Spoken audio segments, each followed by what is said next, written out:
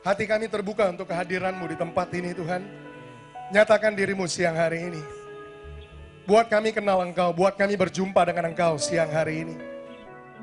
Buat kami mengalami satu perjumpaan yang akan mengubah hidup kami selamanya Tuhan. Siang hari ini kami buka diri kami untuk Engkau melayani hidup kami. Untuk Engkau masukkan dalam hidup kami hal-hal yang akan tolong kami untuk jadi orang-orang yang seperti yang Tuhan kehendaki.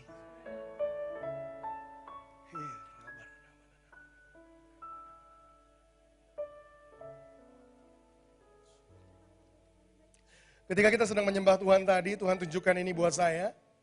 Ada orang-orang yang datang, ada orang yang datang ke tempat ini.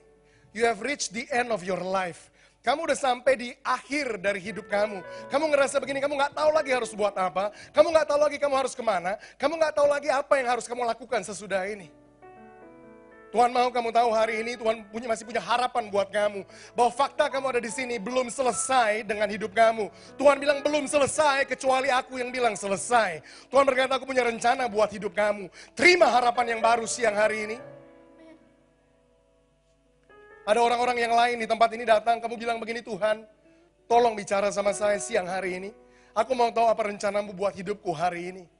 Tuhan berkata kamu datang ke tempat yang tepat karena siang hari ini pertanyaanmu aku jawab, kata Tuhan. Aku akan lepaskan, singkapkan, nyatakan buat hidup kamu. Hal-hal yang kamu harus masuk ke dalamnya dan kerjakan di dalam dan melalui hidup kamu.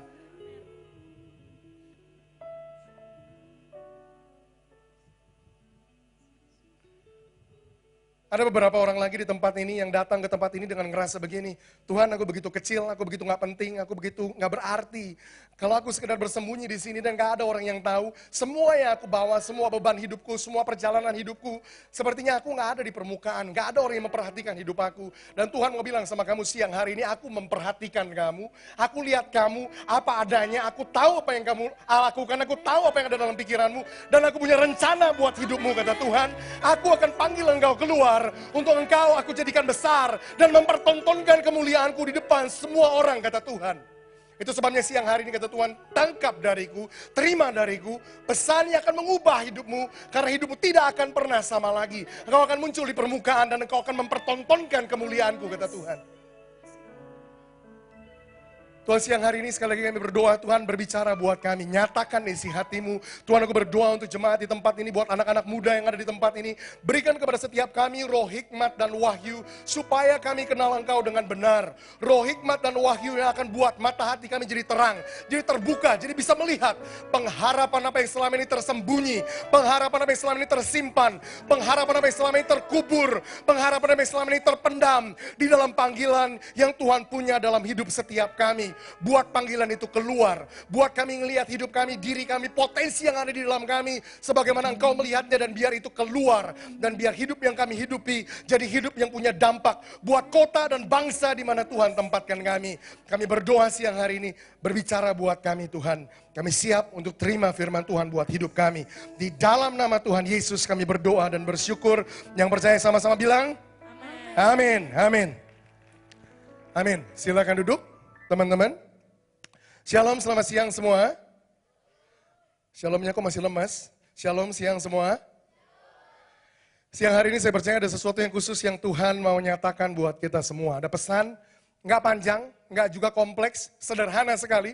Tapi saya percaya pesan ini akan mengubah hidup kita semua. Amin. Siang hari ini tema yang saya mau sampaikan, saya mau bicara tentang ini, created for success.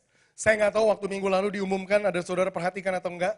Tapi itu yang saya mau bicara tentangnya siang hari ini. Created for success. Diciptakan untuk keberhasilan. Boleh saya tanya berapa banyak saudara di sini yang mau hidupmu berhasil? Boleh angkat tangan? Dan saya punya berita baik. Bukan cuma kamu yang mau hidupmu berhasil, tapi Tuhan mau kamu berhasil. Tuhan bilang ini dalam firman-Nya, Tuhan mau kamu jadi kepala dan bukan ekor, ada di atas, above and not beneath, ada di atas dan bukan di bawah, naik terus dan gak pernah turun. Dengan kata lain, Tuhan mau hidup setiap kita berhasil. Makanya saya mau bicara tentang ini siang hari ini, diciptakan untuk keberhasilan.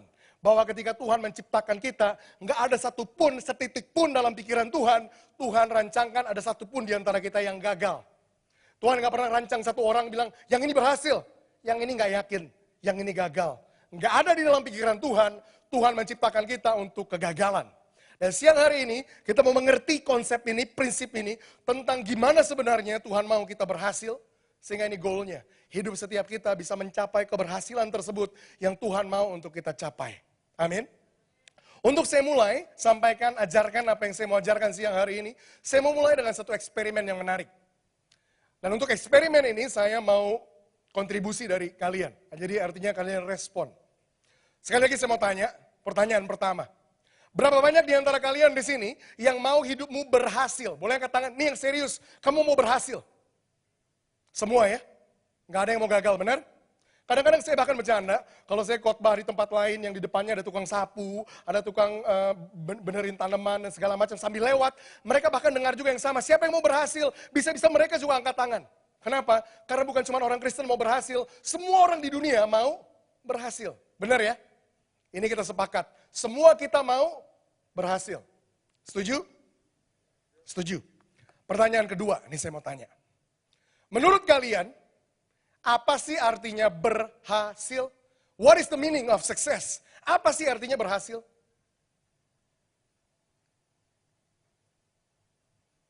Ini eksperimen yang pertama yang saya mau tunjukkan sama kalian. Apa sih artinya berhasil? Dan eksperimen saya berhasil. Apa itu? Lihat, semua orang mau berhasil, tapi ketika ditanya, apa sih artinya berhasil? Ini responnya kebanyakan waktu. Kebanyakan orang nggak bisa mendefinisikan apa itu berhasil. Mereka nggak tahu berhasil itu artinya apa. Coba, kalau dibuat persamaan matematikanya, bunyinya kurang lebih begini. Semua orang sama dengan berhasil. Artinya gini, semua orang mau berhasil. Tapi berhasil sama dengan tanda tanya. Orang nggak tahu berhasil itu apa. Kalau dijadikan satu, bunyinya begini. Semua orang sama dengan tanda tanya. Semua orang nggak tahu apa yang mereka mau. Itu yang pertama yang saya mau tunjukkan. Menarik, semua orang mau berhasil, tapi ternyata kita nggak bisa kasih definisi tentang apa itu berhasil. Dengan kata lain, kita nggak tahu sebenarnya apa yang kita mau capai. Kita nggak tahu sebenarnya apa yang kita mau tuju. Kita nggak tahu sebenarnya apa yang harus kita kejar. Mau sih berhasil, tapi kita nggak tahu berhasil itu apa. Itu yang pertama eksperimennya. Yang kedua, coba. Please jujur deh. Menurut definisi kalian, jadi yang kalian tahu, sebut aja. Masa sih benar-benar kalian nggak punya gambaran berhasil itu apa? Saya mau tanya lagi pertanyaan yang sama. Menurut kamu, apa sih artinya berhasil? Coba, pakai definisi kamu. Jangan cari definisi yang rohani, yang tinggi, yang aman. No. Yang umum-umum aja. Yang orang lazim berpikir berhasil tuh itu. Kira-kira apa sih berhasil? Ada yang mau jawab? Halo? Apa? Apa Bu? Naik pangkat, oh bagus, serius. Promosi itu berhasil, benar ya Bu ya? Punya jabatan yang tinggi itu berhasil. Wah lihat tuh, itu orang berhasil. Tahu dari mana? Pangkatnya tinggi. Ada lagi yang lain? Berhasil itu apa sih? Halo? Berhasil itu apa kira-kira? Yes? Sukacita? Boleh. Rada abstrak sih, maksudnya nggak bisa diukur. Tapi ya bolehlah, kita punya hidup yang bahagia, hidup yang senang, itu berhasil, oke? Yang lain? Ini rohani semua nih di sini nih, serius. Ada yang mau punya banyak duit di sini? Nggak ada.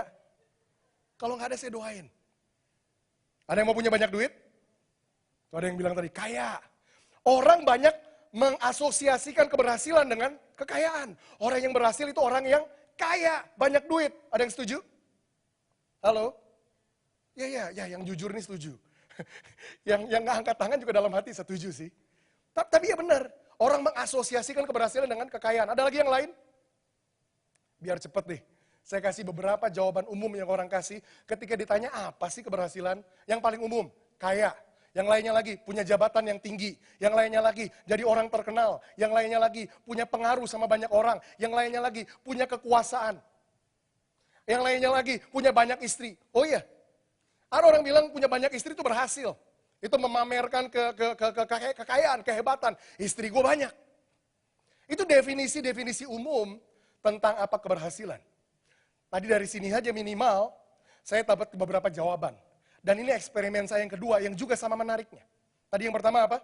Semua orang mau berhasil, tapi ternyata kebanyakan orang nggak ngerti berhasil itu apa. Nggak bisa jawab apa itu berhasil. Berhasil itu tanda tanyanya. Tapi ini eksperimen yang kedua. Yang kedua gini, ketika kita di-push bahkan untuk definisikan apa sih berhasil, kita muncul dengan berbagai jawaban yang berbeda. Benar? Ini eksperimen yang kedua.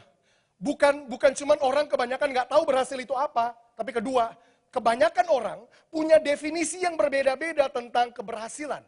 Dan dikarenakan oleh hal itu, kita punya masalah. Kenapa? Karena definisi berhasil satu orang bisa jadi berbeda dengan yang lain.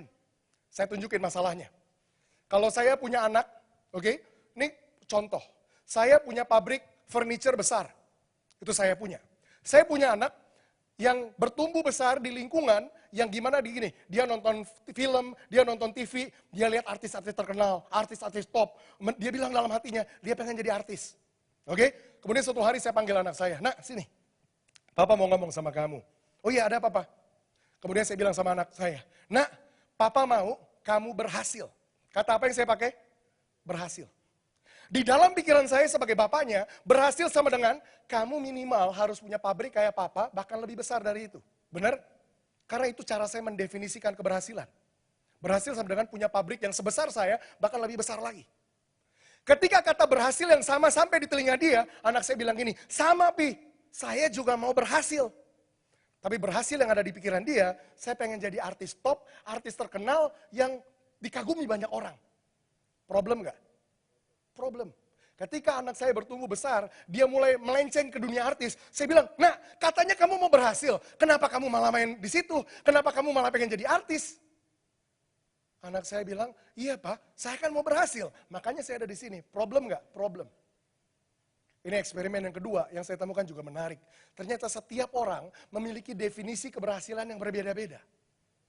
Kalau gitu pertanyaan mendasarnya yang saya mau tanya buat kita semua hari ini adalah ini. Kalau gitu sebenarnya apa sih artinya berhasil? Apa sih artinya berhasil? Karena kalau kita nggak punya definisi yang benar tentang keberhasilan, maka yang terjadi salah satu dari dua hal tadi. Yang pertama, kita nggak tahu apa yang kita kejar. Pengen berhasil, tapi nggak tahu apa yang kita kejar.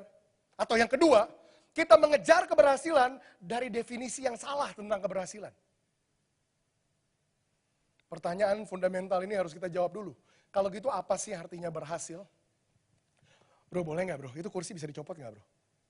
Boleh nggak minta satu? Sip, thank you. Ini kursi normal. Kursi yang bukan sulap, bukan sihir, nggak ada yang aneh dari kursi ini dan saya nggak akan bikin kursi ini terbang, tenang saja. Ini kursi yang normal. Oke? Saya mau tanya sama kalian. Gini cara saya mendefinisikan keberhasilan. Lihat ini. Gimana kalau saya bilang sama kalian, kursi ini, kursi yang kalian lihat, bayangkan sama saya, kursi ini dibuat dari emas murni. Dari apa? Dari emas murni. Kita bilang apa? Wow. Bener ya? Emas murni. Semuanya emas murni 100%. Itu pertama. Kedua, gimana kalau saya bilang gini, bukan cuma dibuat pakai dari emas murni, kursi ini diletakkan di ruang pribadinya presiden. Diposisikan di posisi yang terhormat. Kita bilang apa? Wow. Yang ketiga, bukan cuma terbuat dari emas murni ditaruh di ruangan pribadinya presiden. Yang ketiga, kursi ini dibuat oleh pembuat kursi paling baik di seluruh dunia. Kita bilang apa? Wow. Cuma satu problemnya. Coba lihat ini baik-baik. Kursi yang dibuat dari emas murni ini yang diposisikan di ruang pribadinya presiden yang dibuat oleh pembuat kursi yang terbaik di dunia, ini yang terjadi. Ketika saya berusaha duduk di kursi ini, tak patah kursi ini. Pertanyaan saya satu. Menurut kalian, kursi ini berhasil atau gagal? Gagal. Dibuat dari emas murni loh. Halo? Gagal atau berhasil? Diposisikan di ruang pribadi presiden loh. Kenapa gagal? Yes. Nggak bisa menjalankan fungsinya. Gimana kalau keberhasilan hidup kita nggak diukur berdasarkan gimana cara orang mendefinisikan keberhasilan. Berhasil itu banyak duit, berhasil itu punya posisi yang tinggi, berhasil itu jadi orang terkenal, berhasil itu punya pengaruh yang banyak. Gimana kalau keberhasilan kita nggak diukur berdasarkan gimana orang mendefinisikan keberhasilan? Karena kalau menurut kata orang, kursi ini berhasil. Kenapa? Lihat aja dibuatnya dari emas murni, men. Lihat aja diposisikan di posisi yang terhormat. Lihat aja yang bikinnya siapa. Ternyata yang menentukan keberhasilan atau kegagalan kursi ini bukan definisi keberhasilan yang orang tempelkan terhadap kursi ini, tapi yang mendefinisikan keberhasilan cuma satu. Apakah kursi ini menjalankan fungsi kenapa dia diciptakan atau tidak. Dengan kata lain saya ngomong, hidup kita bisa punya banyak uang. Hidup kita bisa punya deposito dan tabungan bermiliar-miliar, boleh. Dengan kata lain saya bisa ngomong, kamu bisa jadi orang paling terkenal di Indonesia. Kamu bisa jadi artis paling top di Indonesia. Dengan kata lain saya bisa bilang ini, kalian bisa punya jabatan yang tinggi. Tapi lihat ini baik-baik. Kalau hidup yang kalian hidupi itu nggak menjalankan fungsi, nggak menjalankan alasan kenapa kamu diciptakan, maka semua pencapaian ini nggak menentukan keberhasilan hidup kita. Maksudnya apa? Alasan kita diciptakan. Maksudnya apa fungsi kita? Tahukah saudara, setiap kita diciptakan dengan tujuan. Ketika Tuhan menciptakan kita, Tuhan ciptakan kita dengan tujuan. Keberhasilan hidup kita nggak diukur dari berapa banyak uang kita waktu kita mau mati. Nggak diukur berapa besar rumah kita dan mobil kita dan segala macam yang kita punya. Nggak diukur dari berapa tinggi posisi jabatan kita. Nggak diukur dari berapa terkenal hidup kita. Tapi diukur berdasarkan satu aja. Alasan kenapa Tuhan ciptakan kita, itu kita capai atau enggak. Itu kita penuhi atau enggak. Kursi ini diciptakan, ada alasannya. Diciptakan untuk dipakai, duduk. Mau dibikin dari apapun, mau diposisikan dimanapun, mau jadi terkenal gimana pun. Kalau di akhir dari semuanya, kursi ini nggak bisa didudukin, maka kursi ini gagal. Boleh saya ajak kita buka Alkitab kita sama-sama? Efesus pasal yang kedua.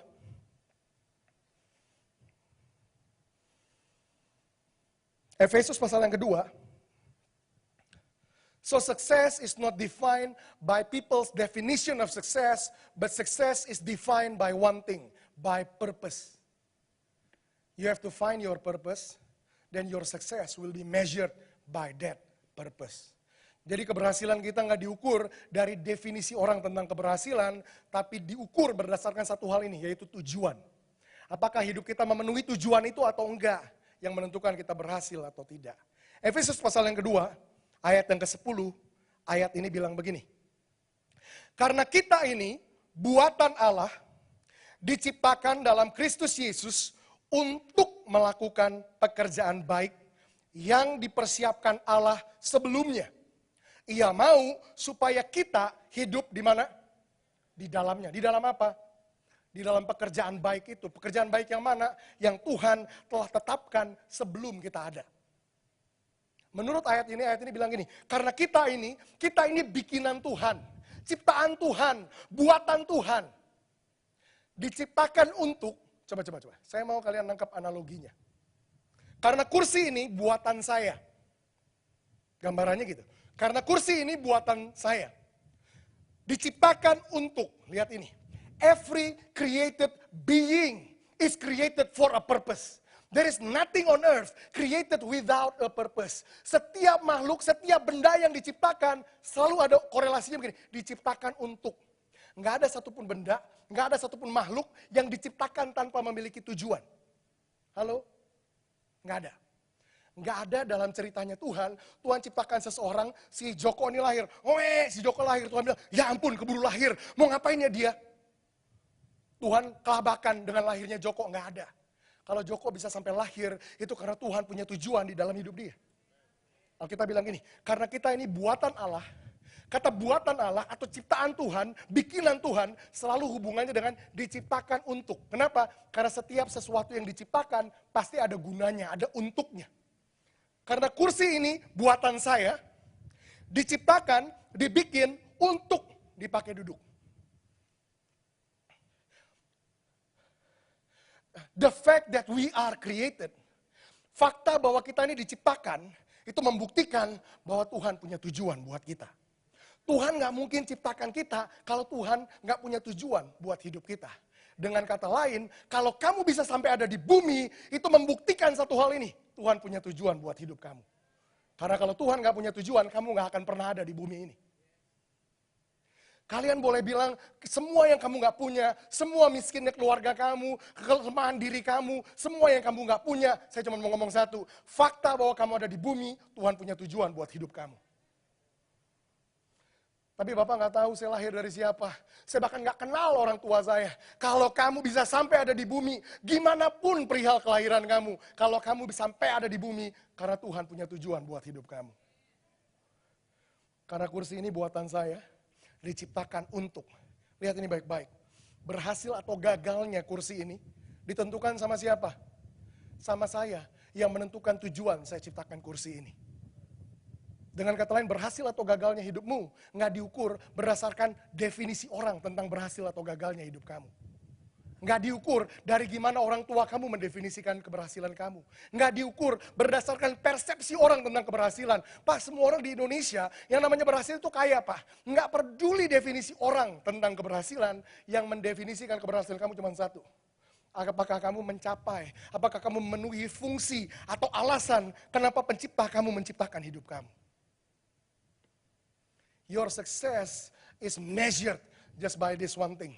By the purpose in which invested in you when you are created. Diukur berdasarkan tujuan yang dimasukkan di dalam hidup kamu ketika kamu diciptakan. Paulus bilang gini di Efesus 2 ayat 10, karena kita ini buatan Allah, bikinan Tuhan, diciptakan untuk, ada tujuan, ada alasan kenapa kita diciptakan. Untuk apa kita diciptakan Tuhan? Lihat baik-baik Alkitab bilang ini. Diciptakan untuk melakukan pekerjaan baik, good work, good deed. Diciptakan untuk apa? Pekerjaan baik. Alkitab nggak bilang kita diciptakan untuk berdoa. Alkitab nggak bilang kita diciptakan untuk menyembah. Alkitab nggak bilang kita diciptakan untuk main gereja-gerejaan. Alkitab bilang kita diciptakan Tuhan karena ada suatu pekerjaan yang kita harus kerjakan dalam hidup kita. Dengan kata lain, kamu bisa aktif di gereja, kamu bisa penuhi hidup kamu dengan doa, kamu bisa menyembah Tuhan siang malam, tapi kalau hidup kamu gak menghasilkan pekerjaan baik, maka hidup kamu lagi gak menjalankan fungsi yang Tuhan mau untuk kamu jalankan. Kekristenan kamu gak diukur keberhasilannya berdasarkan gimana kamu perform di depan semua orang di dalam sini. Tapi gimana kamu buat dampak di luar sana. Gimana lewat hidup kamu hasilkan pekerjaan baik. Kamu menghasilkan sesuatu. Di bagian lain Alkitab bilang ini. Hendaklah pekerjaan baikmu dilihat semua orang. Sehingga mereka memuliakan Bapamu yang di surga. The only way people can glorify God is when you produce good work. Satu-satunya cara orang di luar sana bisa memuliakan Bapamu yang di surga ketika kamu menghasilkan pekerjaan baik. Tuhan punya tujuan buat hidup setiap kita. Dan tujuan hidup yang Tuhan punya buat kita, itu letaknya di dalam ini, dalam pekerjaan baik. Dengan kata lain, masing-masing kita harus menemukan alasan kenapa Tuhan ciptakan. Masing-masing kita harus menemukan pekerjaan baik apa yang hidup saya harus hasilkan dalam hidup saya. Pertanyaannya, kapan pekerjaan baik itu Tuhan tentukan untuk kita kerjakan dalam hidup kita? Alkitab bilang gini, kita diciptakan untuk diciptakan dalam Kristus Yesus untuk melakukan pekerjaan baik, gini-gini, yang dipersiapkan Allah sebelumnya. Sebelum apa? Sebelum ada satupun di antara kita yang lahir. Bahkan sebelum kita ada, Tuhan sudah menetapkan apa yang kita harus kerjakan dalam hidup kita. Halo? Pekerjaan baik yang harus kamu produksi dengan hidup kamu, nggak berasal dari ide bagus kamu tentang gimana mau menyenangkan Tuhan. Oh, aku mau menyenangkan Tuhan, lakukan ini ya, lakukan itu ah. Buat Tuhan kamu nggak qualified. Saya kasih contoh. Di rumah saya punya satu orang pembantu. Ya sekarang udah bukan satu, tapi ada satu pembantu ini yang setia, udah di rumah udah bertahun-tahun. Namanya Udin. Ini pembantu paling terkenal di seluruh Jakarta, di seluruh Indonesia. Saya kemana-mana keliling, saya sebut namanya. Saya kasih ilustrasi, saya punya pembantu namanya Udin. Gimana kalau suatu hari, saya ini mau keluar rumah, saya mau pergi, saya panggil Udin. Din, sini Din. Din, nanti waktu saya pergi, kamu kerjain ini. Kamu tolong keluarkan semua sampah yang ada di tempat sampah. Kosongin tempat sampah yang ada di rumah. Jadi ambil sampahnya, keluarin keluar rumah. Jelas? Siap, dia bilang. Saya pergi. Sementara saya pergi, si Udin ini berpikir, ngapain ya ngosongin tempat sampah? Kemarin kayaknya waktu saya masuk kamar bos tuh berantakan. Baju di mana-mana, buku di mana-mana, debu udah tebal, kamarnya kotor banget. Dia punya ide yang keluar dari niat baik dia. Udah deh, udah kosongin tempat sampah belakangan. Gue bersihin dulu kamarnya. Ini lebih penting, ini lebih bagus ngerjain ini. Pasti bos lebih senang. Sementara saya pergi, dia bersihin kamar saya. Dia rapiin kamar saya. Dan hasilnya begini, kamar saya kamar yang bagus sekali, rapi sekali. Ini pekerjaan yang excellent, nomor 1, hebat banget. Saya nggak mungkin bisa lakukan lebih baik dari dia. Bagus sekali. Pertanyaan saya simple. Ketika saya pulang ke rumah, Saya temukan sampah belum dikeluarin, tapi saya temukan di sisi lain, kamar saya bagus sekali, kamar saya rapi sekali. Pertanyaan saya, kira-kira saya akan senang sama si Udin, atau saya akan marah sama si Udin? Halo? Marah? Kamar saya bagus loh. Rapi, bersih sama sekali. Marah atau senang? Kenapa marah? Karena dia kerjain sesuatu yang saya nggak suruh, yang saya suruh malah dia nggak. Kok marah? Dia melakukan itu dari niat baik dia loh. Dari inisiatif loh. Inisiatif bagus kan? Saya kasih tahu. Because obedience is more powerful than initiative. Ketaatan jauh lebih dahsyat daripada inisiatif. Kita nggak menyenangkan Tuhan ketika kita punya inisiatif baik. Inisiatif kamu bagus, tapi yang lebih bagus dari itu. Ketika kamu lakukan hidup kamu menurut yang Tuhan mau kamu hidupi. Kalau Tuhan minta kamu jadi A, kamu malah jadi B, berpikir bahwa dengan jadi B, kamu lagi lakukan kebaikan buat Tuhan. Tuhan bilang, kamu kok nggak lakukan yang aku suruh, yang aku nggak suruh, malah kamu lakukan. Nggak peduli seberapa baiknya pun kamu kerjakan ini, buat Tuhan kamu tetap gagal. Dengan kata lain, kita tidak akan pernah bisa menyenangkan Tuhan dari inisiatif kita. Inisiatif seperti gini, udah deh, gini, saya kasih contoh yang lebih real lagi. Tuhan yang ciptakan kita, menciptakan kita untuk pekerjaan yang baik. Saya kasih contoh yang konkret nih. Ketika Tuhan ciptakan kamu, ada saudara yang diciptakan di sini, diciptakan Tuhan untuk mempenetrasi marketplace, dunia bisnis, dan merubah itu. Tuhan ciptakan kamu untuk itu. Ketika kamu jalanin hidup kekristenan kamu dengar konsep-konsep pelayanan. Melayani Tuhan, itu jadi asyir, itu jadi singer, itu jadi pendoa, itu jadi WL, itu jadi singer. Hal-hal yang ditawarkan di sini. Dan kemudian kamu ambil inisiatif gini. Kamu tinggalkan pekerjaan kamu di dunia marketplace, dan kemudian kamu jadi pendeta. Berpikir bahwa dengan jadi pendeta, kamu lagi menyenangkan Tuhan. Kamu lagi lakukan sesuatu yang baik buat Tuhan, dan kamu lagi berinisiatif untuk menyenangkan Tuhan. Pertanyaan saya, Tuhan akan senang, atau Tuhan akan anggap kamu gagal?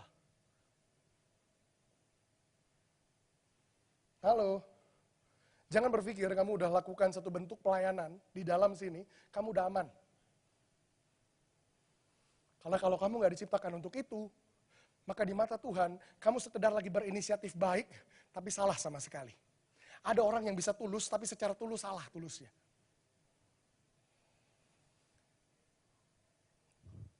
Ukuran approval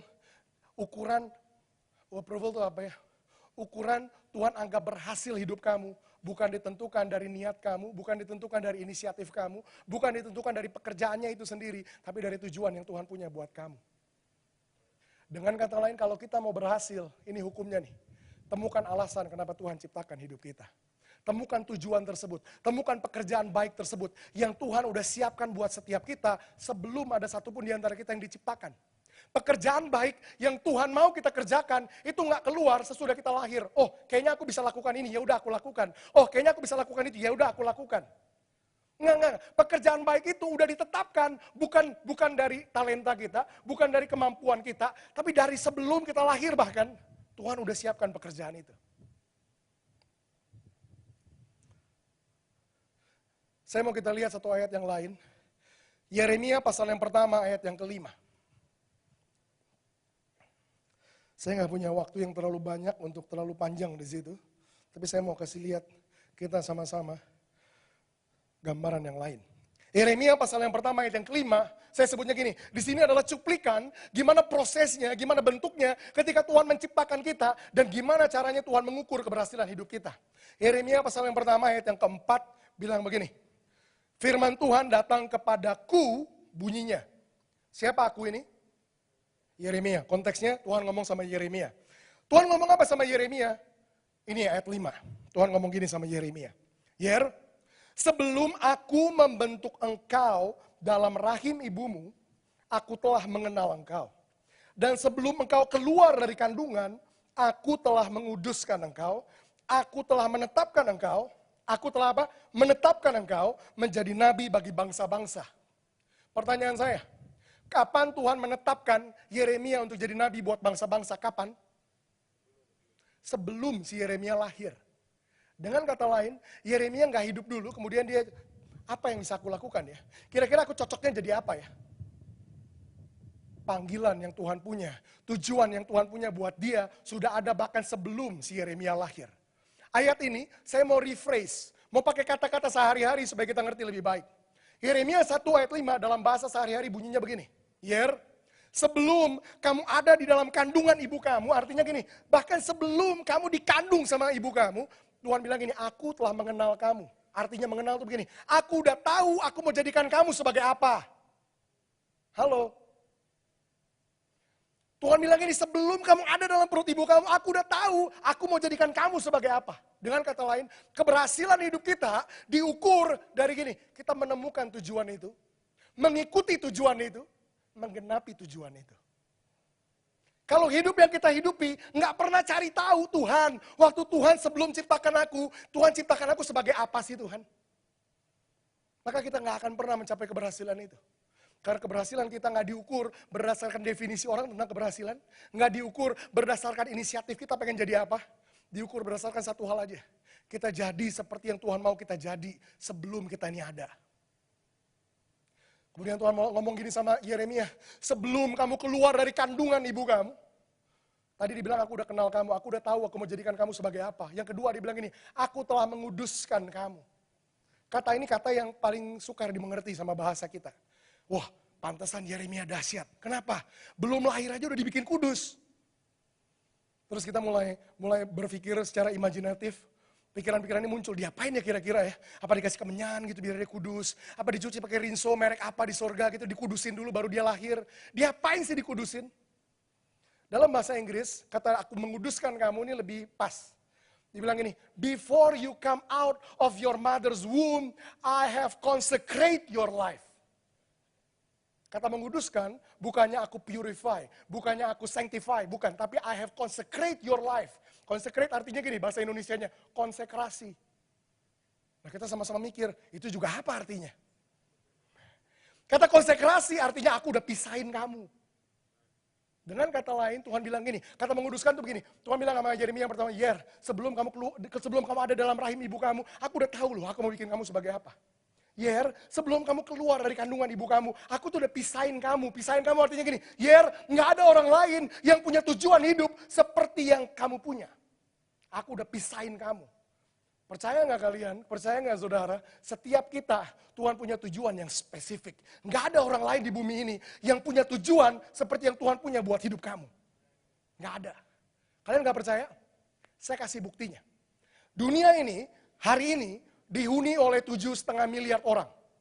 Itu populasi dunia, 7,5 miliar. Kalian bisa lakukan eksperimen ini. Kelilingi dunia dari hari ini sampai kalian mati, cari orang yang kayak kamu. Jawabannya kita tahu. Kita nggak akan pernah ketemu satu orang lagi yang kayak saya, yang kayak kamu. Benar? Artinya apa? Tuhan bikin kamu unik, Tuhan bikin kamu spesifik, dan tujuan yang Tuhan punya buat kamu, nggak ada orang lain punya. Dengan kata lain, setiap kita bisa mencapai keberhasilan kita sendiri.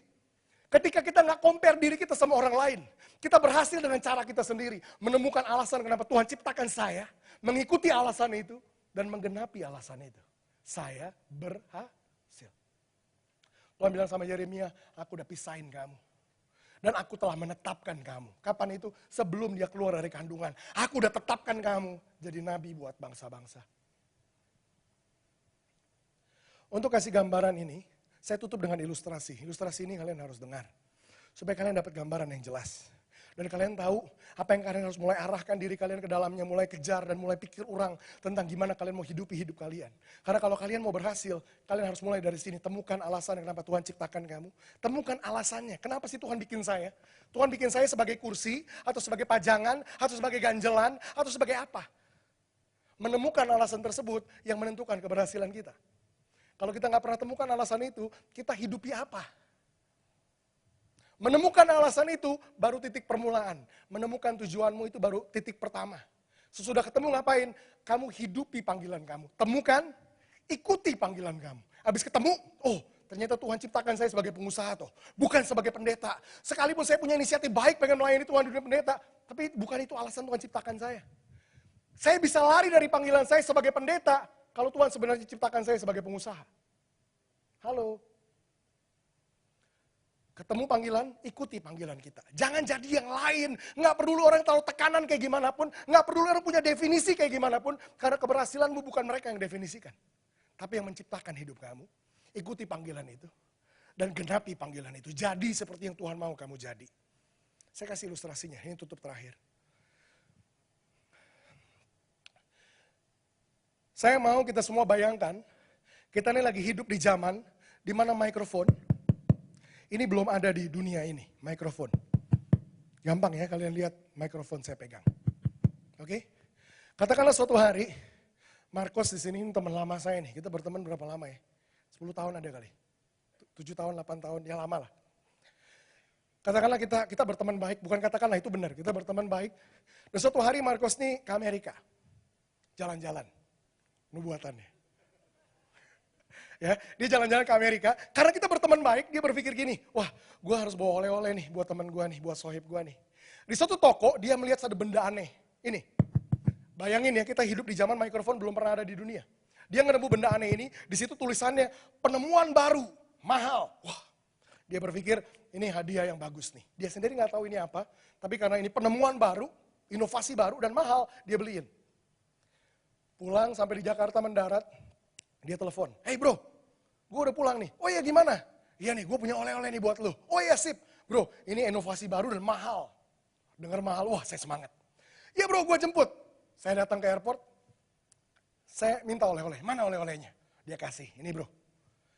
Saya bawa pulang oleh-olehnya, sampai rumah saya buka benda ini. Ketika saya buka pertama kali, yang muncul di pikiran saya, hah? Apaan nih? Bayangin kita hidup di zaman mikrofon belum ada. Apaan nih? Bentuknya panjang kayak es krim, ada bonggolnya, kemudian saya jilat.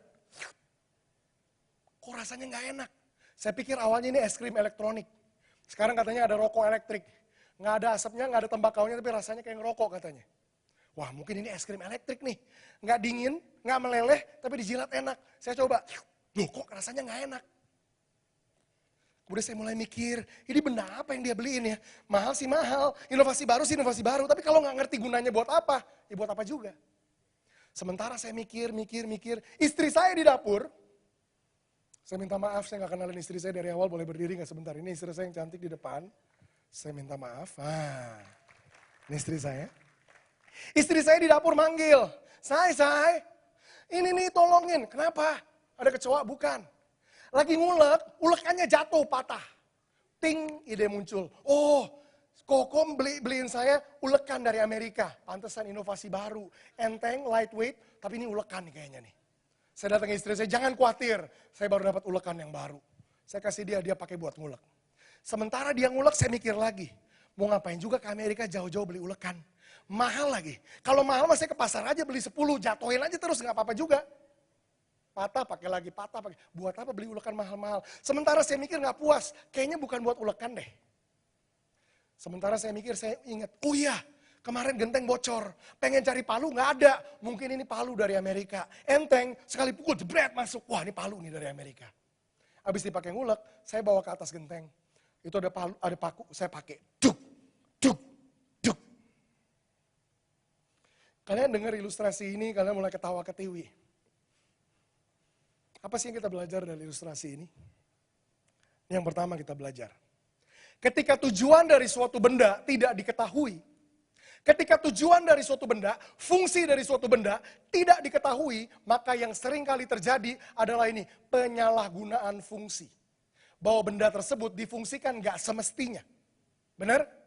Saya nggak tahu ini buat apa. Saya pakai ngulek lah, saya pakai buat malu lah. Benar? Lihat ini. Kalau kita nggak pernah temukan alasan kenapa Tuhan ciptakan kita. Kita nggak pernah temukan tujuan hidup kita. Maka yang sering kali terjadi sama semua orang di dunia, termasuk orang Kristen, adalah penyalahgunaan fungsi. Tuhan ciptakan kamu jadi pengusaha, kamu malah jadi pendeta. Tuhan ciptakan kamu jadi pendeta, kamu malah jadi artis. Tuhan ciptakan kamu jadi artis, kamu malah dagang di pasar pagi. Kalau kita nggak mulai dari sini, kita nggak akan pernah berhasil. Temukan alasan kenapa Tuhan ciptakan kita. Karena kalau kita nggak pernah temukan alasan tersebut, maka yang akan terjadi adalah penyalahgunaan fungsi. Kita nggak jadi seperti yang Tuhan mau kita jadi. Atau dengan kata lain kita gagal. Halo, nangkap itu?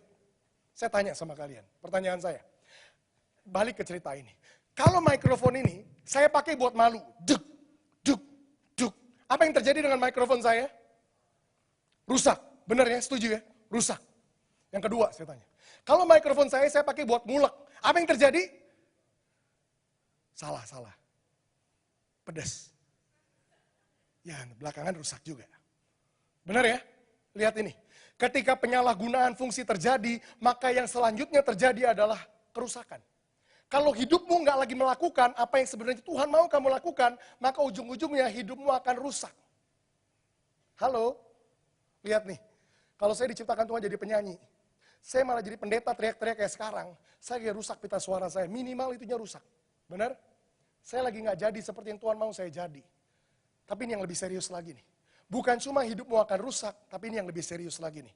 Lihat ya, mikrofon diciptakan mahal-mahal, itu ada alasannya. Kenapa? Karena komponen-komponen yang ada di dalamnya itu mahal, benar? Kalau yang mahal itu ujung-ujungnya cuma dipakai ngulek, ujung-ujungnya cuma dipakai malu, maka mikrofon ini nggak akan pernah maksimal.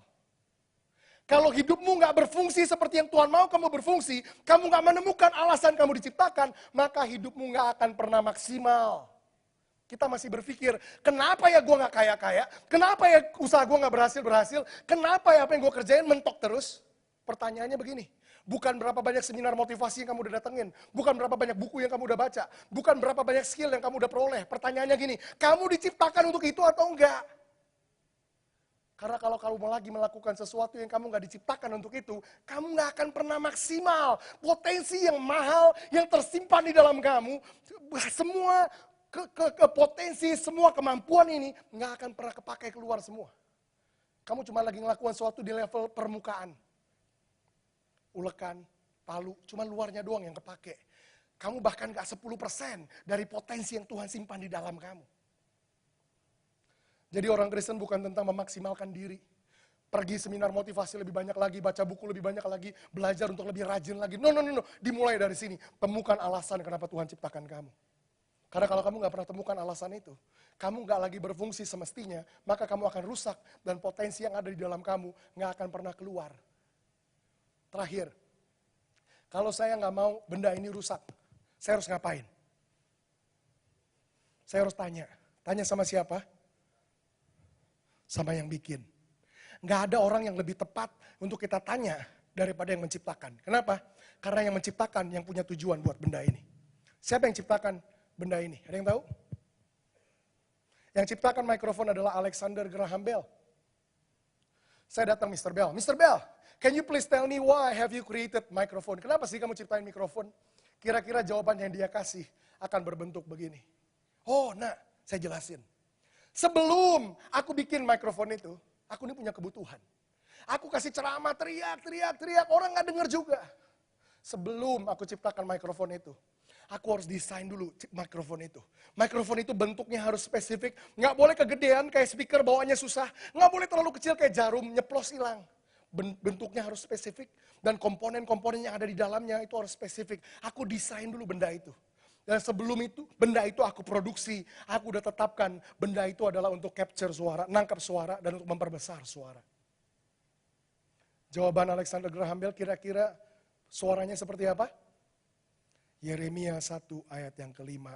Tuhan bilang begini, sebelum ada satupun di antara kalian aku ciptakan. Tuhan bilang gini, di tahun 2013 aku punya kebutuhan. Ada orang yang aku mau pakai di dunia bisnis, di dunia arts entertainment, di dunia media, di dunia politik. Yang akan merubah bangsa ini, yang akan menghadirkan transformasi buat kota ini. Tuhan punya kebutuhan yang besar. Dan Tuhan bilang gini, sebelum ada satupun di antara kamu yang aku ciptakan, aku harus desain orang itu. Maka bentukan kamu spesifik, kamu gak terlalu tinggi, gak terlalu pendek, gak terlalu jelek, gak terlalu ganteng, gak terlalu pinter, gak terlalu bodoh. Bentukan kamu spesifik, karena hanya dengan spesifikasi itu, kamu bisa melakukan tujuan yang aku punya buat kamu. Dan sebelum aku ciptakan ada satu pun di antara kamu, Tuhan bilang, aku udah menetapkan kamu jadi pengusaha yang terkenal, kamu jadi artis yang hebat, kamu jadi politikus yang mengubah dunia politik, kamu jadi orang media yang mempertontonkan nilai-nilai yang benar buat bangsa ini. Tuhan punya pekerjaan baik yang udah menanti buat kita semua. Kita diciptakan untuk sesuatu yang spesifik dari Tuhan. Dan pelayanan kita buat Tuhan gak diukur dari niat baik kita, tapi dari spesifikasi tujuan Tuhan buat hidup kita. Temukan panggilanmu, ikuti panggilanmu, genapin panggilanmu. Bentukan kamu hari ini, spesifik. Saya ngomong tadi, kamu gak terlalu tinggi, gak terlalu pendek. Saya ngomong, kalau kamu jadi lebih tinggi dari hari ini, kamu belum tentu bisa fulfill destiny kamu. Kalau kamu lebih pintar, lebih bodoh, lebih apapun. Ini problemnya kita. Kita selalu bandingkan diri kita dengan orang lain. Kenapa? Karena selama ini kita definisikan keberhasilan kita berdasarkan definisi orang. Berhasil itu jadi orang terkenal. Gue mana bisa terkenal, muka gue jelek. Lihat. Ketika kita cuman bandingkan diri kita sama orang lain. Kenapa Tuhan aku gak kayak dia? Gak kayak dia. Mau tahu jawabannya kenapa? Karena kalau kamu kayak dia, kamu gak kepake. Ilustrasi. Kalau saya makan, di meja saya ada sendok 2. Sendok berapa? 2. Saya mau tanya, berapa banyak yang saya pakai? Ada yang makan pakai sendok sekali 2? Ada? Ketika 2 benda punya fungsi yang sama, yang satu gak kepake. Kamu tanya, kenapa saya gak kayak Agnes Monica? Kenapa saya gak kayak si A, kayak si B, kayak si C, kayak si D? Karena kalau kamu kayak mereka, kamu gak kepake. Kenapa begitu? Karena mereka original, kamu KW.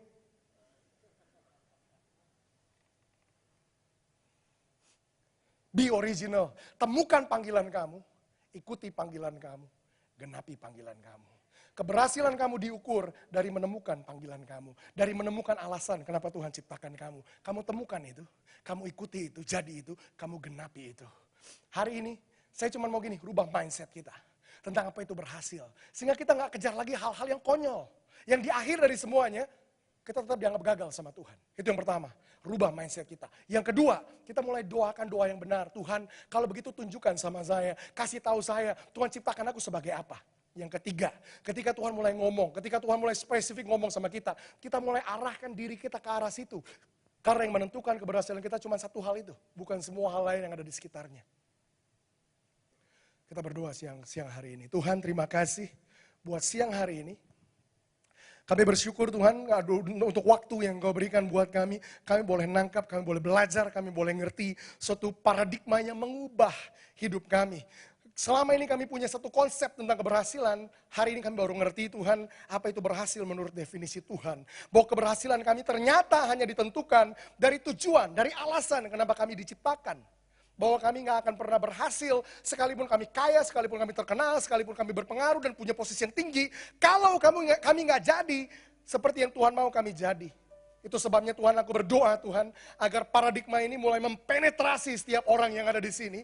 Mulai merubah paradigma yang salah, untuk mereka mulai tata ulang hidup mereka. Mereka mulai pikirkan ulang hidup mereka. Mereka mulai bertanya sama Tuhan pertanyaan-pertanyaan yang benar. Bukan lagi berdoa untuk berkati usaha mereka, berkati pekerjaan mereka. Tapi mereka mulai dari awal, Tuhan, apakah yang aku kerjakan, ini yang Tuhan mau aku kerjakan atau tidak? Karena kalau enggak, aku enggak akan pernah mungkin diberkati. Tuhan buat mereka tata ulang hidup mereka, doa mereka, prioritas mereka, dan gimana mereka arahkan hidup mereka. Dan Tuhan, aku berdoa, Tuhan, aku lepaskan anugerah apostolikmu di tempat ini. Anugerah yang akan memperlengkapi mereka, yang akan mengajar mereka, yang akan memberdayakan mereka, dan yang kelak akan mengutus mereka keluar untuk menjadi pengubah kota, pengubah bangsa. Ketika mereka temukan tujuan mereka, ikuti tujuan mereka, genapi tujuan mereka. Tuhan lagi bangkitkan satu generasi yang baru, yang bukan cuma main gereja-gerejaan di dalam, tapi mengubah bangsa ini, mengubah kota ini, di luar sana, untuk kemuliaan Tuhan. Tuhan, aku lepaskan anugerah-Mu ini atas mereka, di dalam nama Tuhan Yesus. Percaya bahwa pesan ini, firman ini, tinggal di tempat ini, dan mulai bekerja di dalam mereka, mulai menghasilkan di dalam mereka, apa yang Tuhan mau untuk Tuhan capai. Di dalam nama Tuhan Yesus, kami berdoa dan bersyukur siang hari ini. Yang percaya sama-sama katakan, amin. Jadikan aku indah yang Kau pandang mulia, seluruh karya-Mu di dalam hidupku. Ajar ku berharap hanya kepada-Mu, tak akan setia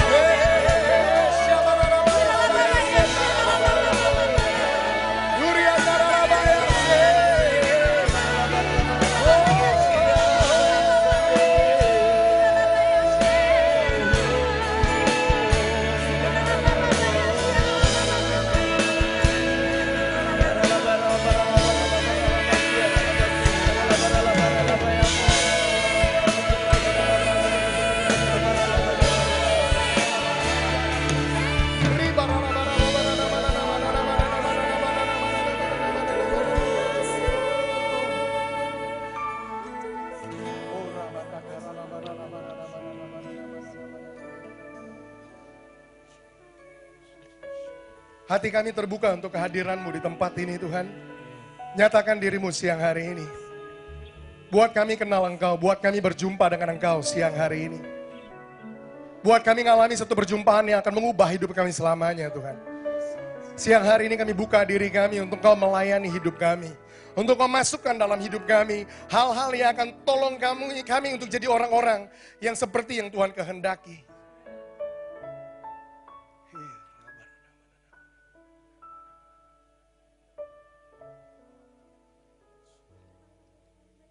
Ketika kita sedang menyembah Tuhan tadi, Tuhan tunjukkan ini buat saya.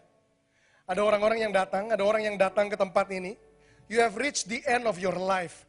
Kamu udah sampai di akhir dari hidup kamu. Kamu ngerasa begini, kamu gak tahu lagi harus buat apa. Kamu gak tahu lagi kamu harus kemana. Kamu gak tahu lagi apa yang harus kamu lakukan sesudah ini.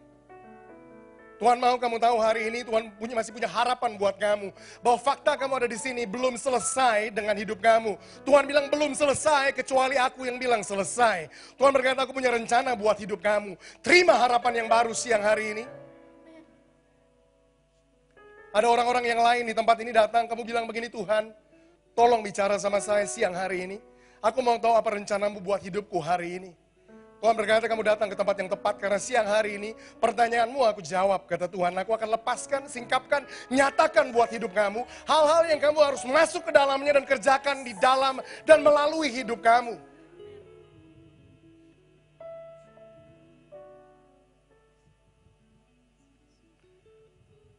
Ada beberapa orang lagi di tempat ini yang datang ke tempat ini dengan ngerasa begini, Tuhan aku begitu kecil, aku begitu gak penting, aku begitu gak berarti.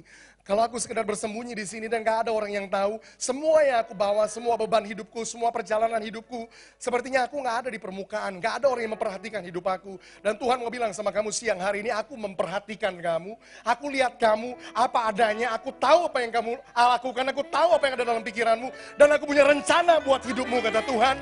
Aku akan panggil engkau keluar, untuk engkau aku jadikan besar dan mempertontonkan kemuliaanku di depan semua orang, kata Tuhan. Itu sebabnya siang hari ini kata Tuhan, tangkap dariku, terima dariku, pesannya akan mengubah hidupmu, karena hidupmu tidak akan pernah sama lagi. Engkau akan muncul di permukaan dan engkau akan mempertontonkan kemuliaanku, kata Tuhan.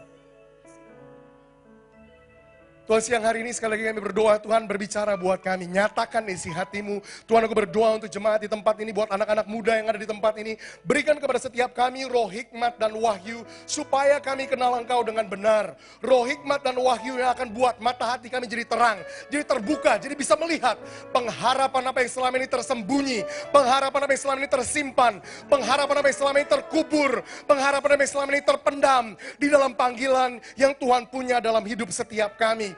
Buat panggilan itu keluar, buat kami ngelihat hidup kami, diri kami, potensi yang ada di dalam kami, sebagaimana Engkau melihatnya, dan biar itu keluar, dan biar hidup yang kami hidupi jadi hidup yang punya dampak buat kota dan bangsa di mana Tuhan tempatkan kami. Kami berdoa siang hari ini, berbicara buat kami Tuhan. Kami siap untuk terima firman Tuhan buat hidup kami.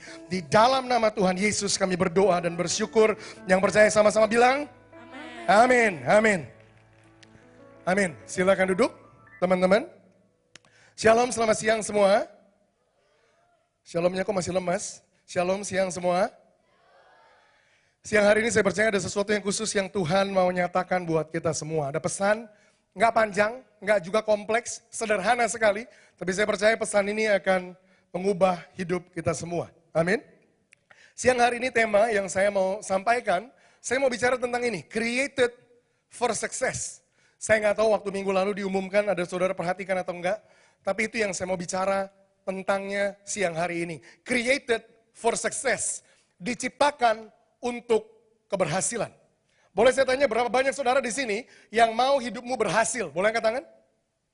Dan saya punya berita baik. Bukan cuma kamu yang mau hidupmu berhasil, tapi Tuhan mau kamu berhasil. Tuhan bilangin dalam firman-Nya, Tuhan mau kamu jadi kepala dan bukan ekor, ada di atas, above and not beneath, ada di atas dan bukan di bawah, naik terus dan gak pernah turun. Dengan kata lain, Tuhan mau hidup setiap kita berhasil. Makanya saya mau bicara tentang ini siang hari ini, diciptakan untuk keberhasilan. Bahwa ketika Tuhan menciptakan kita, gak ada satupun, setitik pun dalam pikiran Tuhan, Tuhan rancangkan ada satupun di antara kita yang gagal. Tuhan gak pernah rancang satu orang bilang, yang ini berhasil. Yang ini gak yakin, yang ini gagal. Gak ada di dalam pikiran Tuhan, Tuhan menciptakan kita untuk kegagalan. Dan siang hari ini kita mau mengerti konsep ini, prinsip ini, tentang gimana sebenarnya Tuhan mau kita berhasil. Sehingga ini goalnya, hidup setiap kita bisa mencapai keberhasilan tersebut yang Tuhan mau untuk kita capai. Amin. Untuk saya mulai, sampaikan, ajarkan apa yang saya mau ajarkan siang hari ini. Saya mau mulai dengan satu eksperimen yang menarik. Dan untuk eksperimen ini saya mau kontribusi dari kalian. Jadi artinya kalian respon. Sekali lagi saya mau tanya, pertanyaan pertama. Berapa banyak di antara kalian di sini yang mau hidupmu berhasil? Boleh angkat tangan, nih yang serius, kamu mau berhasil? Semua ya? Nggak ada yang mau gagal, benar? Kadang-kadang saya bahkan bercanda, kalau saya khotbah di tempat lain yang di depannya ada tukang sapu, ada tukang benerin tanaman dan segala macam sambil lewat, mereka bahkan dengar juga yang sama, siapa yang mau berhasil? Bisa-bisa mereka juga angkat tangan. Kenapa? Karena bukan cuma orang Kristen mau berhasil, semua orang di dunia mau berhasil. Benar ya? Ini kita sepakat, semua kita mau berhasil. Setuju? Setuju. Pertanyaan kedua, ini saya mau tanya. Menurut kalian, apa sih artinya berhasil? What is the meaning of success? Apa sih artinya berhasil?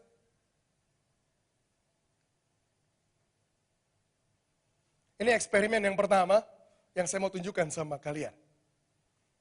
Apa sih artinya berhasil? Dan eksperimen saya berhasil. Apa itu? Lihat, semua orang mau berhasil, tapi ketika ditanya, apa sih artinya berhasil? Ini responnya kebanyakan waktu. Kebanyakan orang nggak bisa mendefinisikan apa itu berhasil. Mereka nggak tahu berhasil itu artinya apa. Coba, kalau dibuat persamaan matematikanya, bunyinya kurang lebih begini.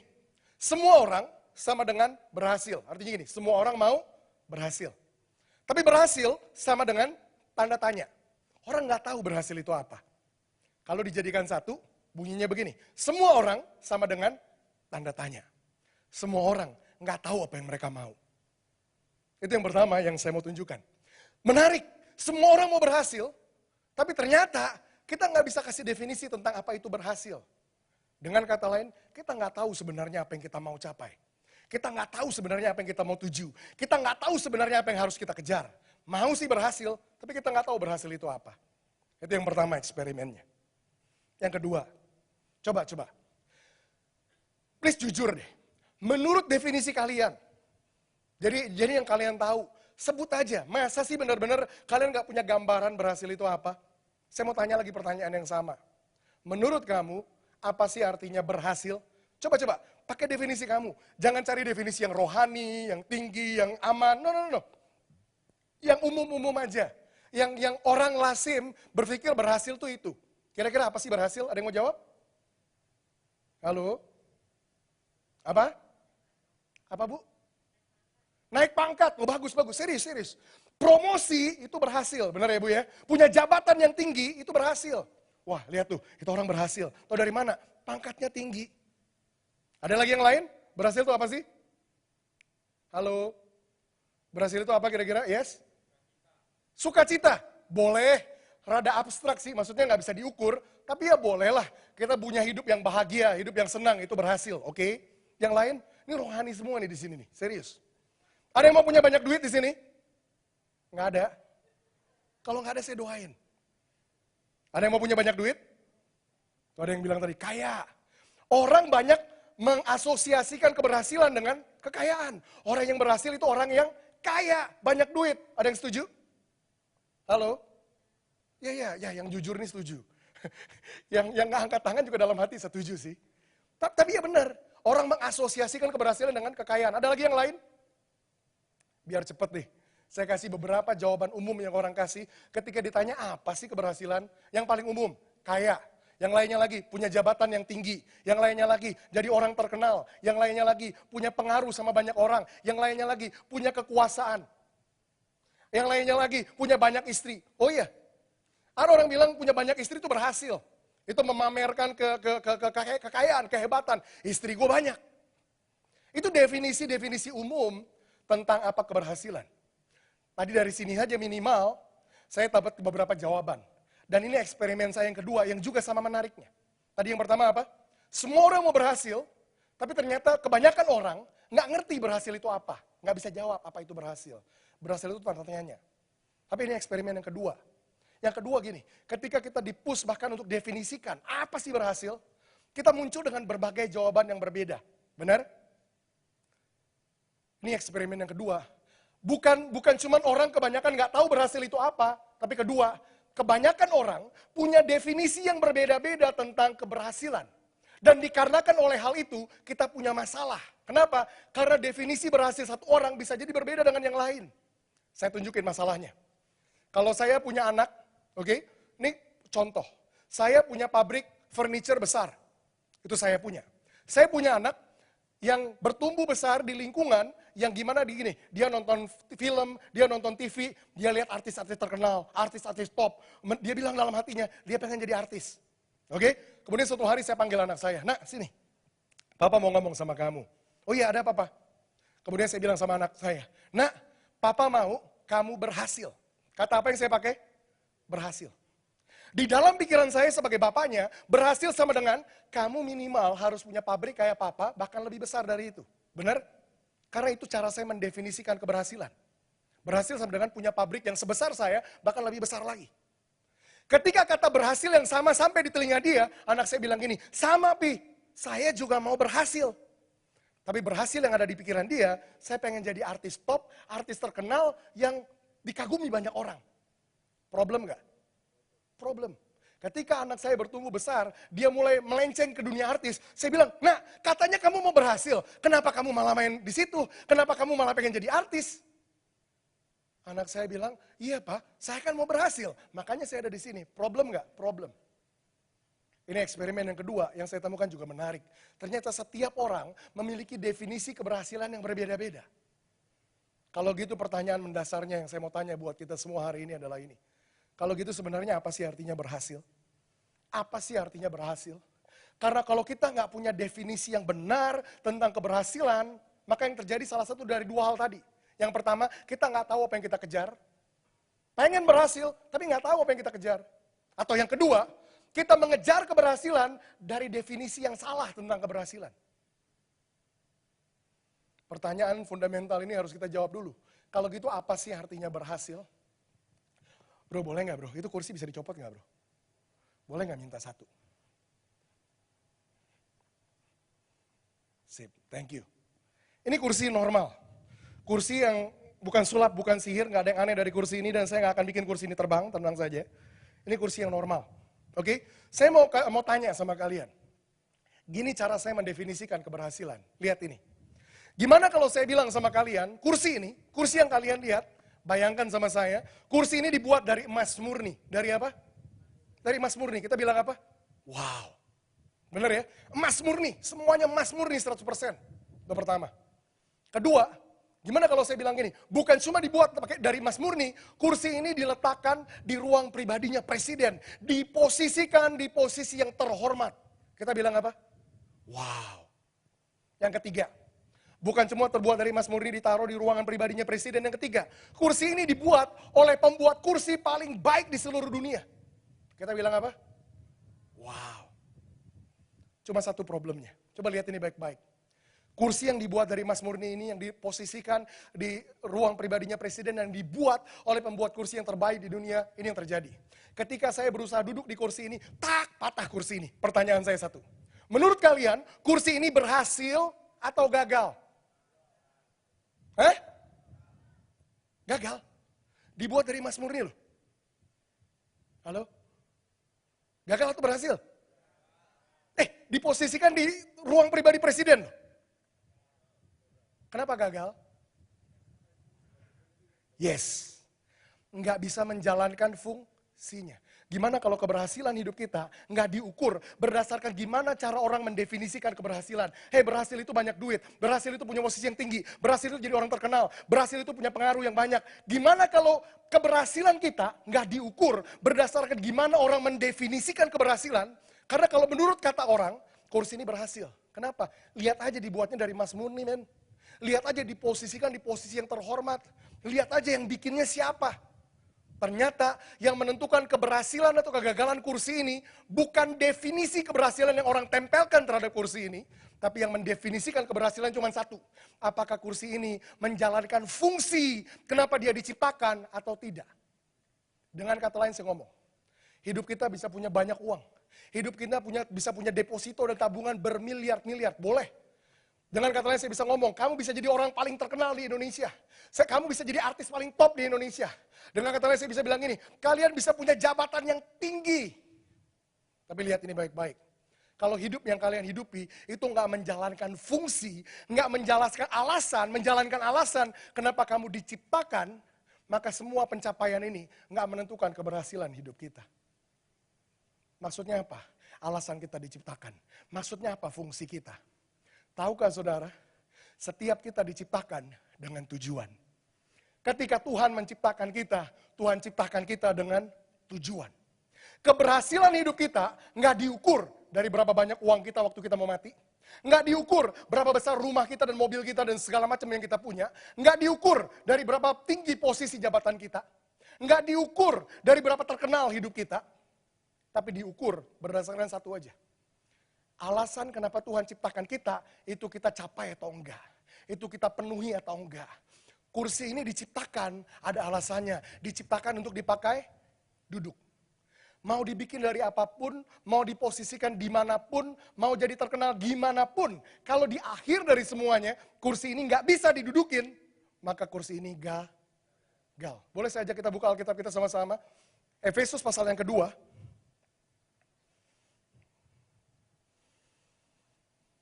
Efesus pasal yang kedua. So success is not defined by people's definition of success, but success is defined by one thing, by purpose. You have to find your purpose, then your success will be measured by that purpose. Jadi keberhasilan kita nggak diukur dari definisi orang tentang keberhasilan, tapi diukur berdasarkan satu hal ini, yaitu tujuan. Apakah hidup kita memenuhi tujuan itu atau enggak, yang menentukan kita berhasil atau tidak. Efesus pasal yang kedua, ayat yang ke-10, ayat ini bilang begini. Karena kita ini buatan Allah, diciptakan dalam Kristus Yesus untuk melakukan pekerjaan baik yang dipersiapkan Allah sebelumnya. Ia mau supaya kita hidup di mana? Di dalamnya. Di dalam apa?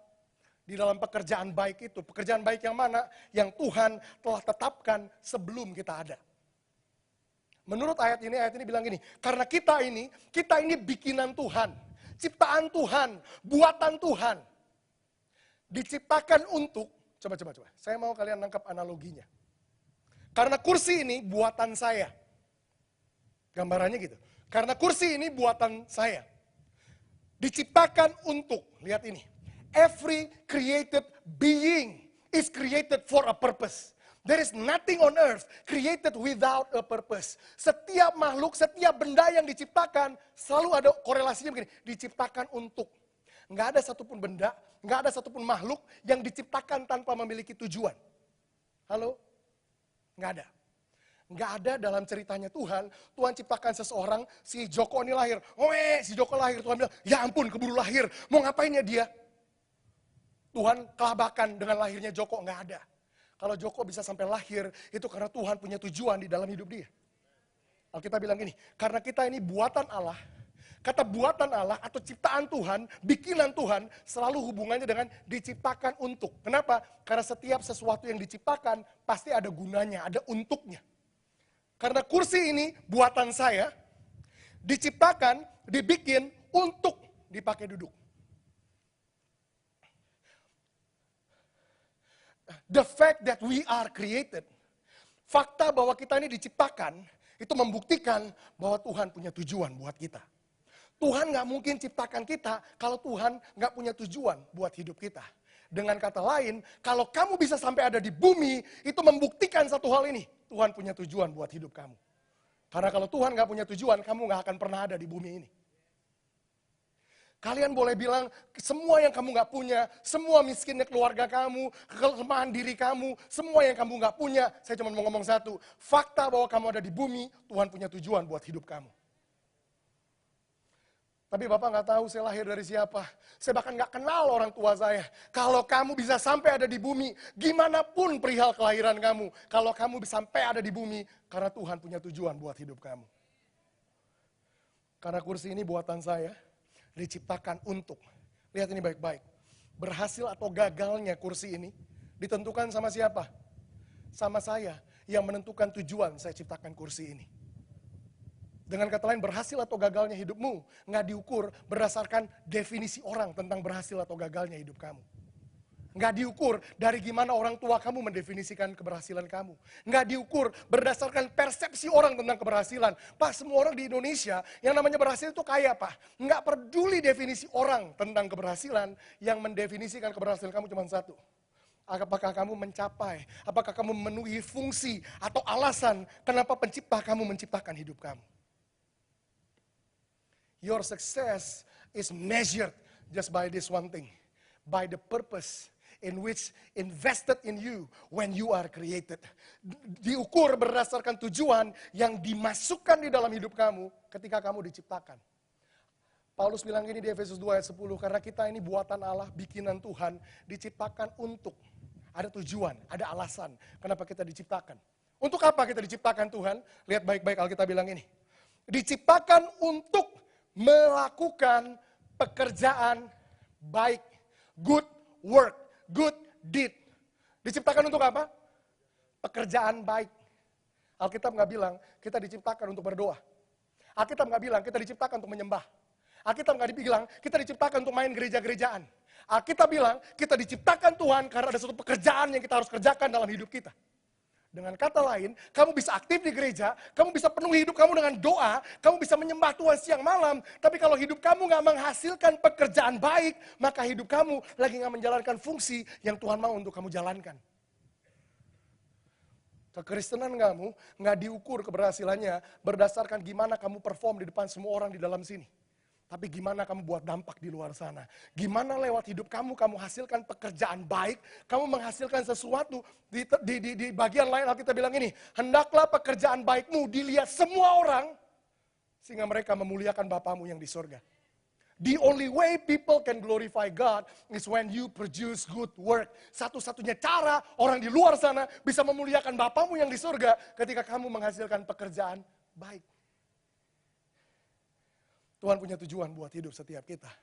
Dan tujuan hidup yang Tuhan punya buat kita, itu letaknya di dalam ini, dalam pekerjaan baik. Dengan kata lain, masing-masing kita harus menemukan alasan kenapa Tuhan ciptakan.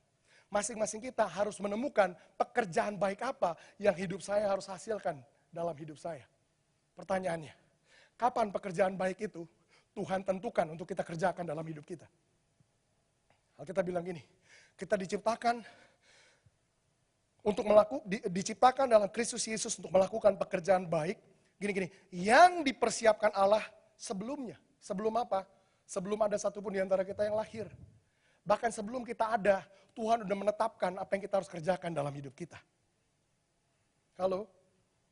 Pekerjaan baik yang harus kamu produksi dengan hidup kamu, nggak berasal dari ide bagus kamu tentang gimana mau menyenangkan Tuhan. Oh, aku mau menyenangkan Tuhan, lakukan ini ya, lakukan itu ah. Buat Tuhan, kamu nggak qualified.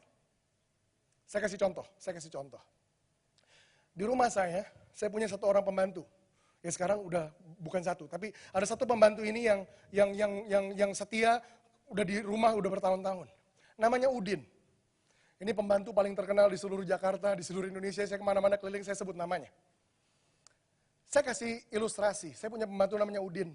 Gimana kalau suatu hari, saya ini mau keluar rumah, saya mau pergi, saya panggil Udin. Din, sini Din. Din, nanti waktu saya pergi, kamu kerjain ini. Kamu tolong keluarkan semua sampah yang ada di tempat sampah. Kosongin tempat sampah yang ada di rumah. Jadi ambil sampahnya, keluarin keluar rumah.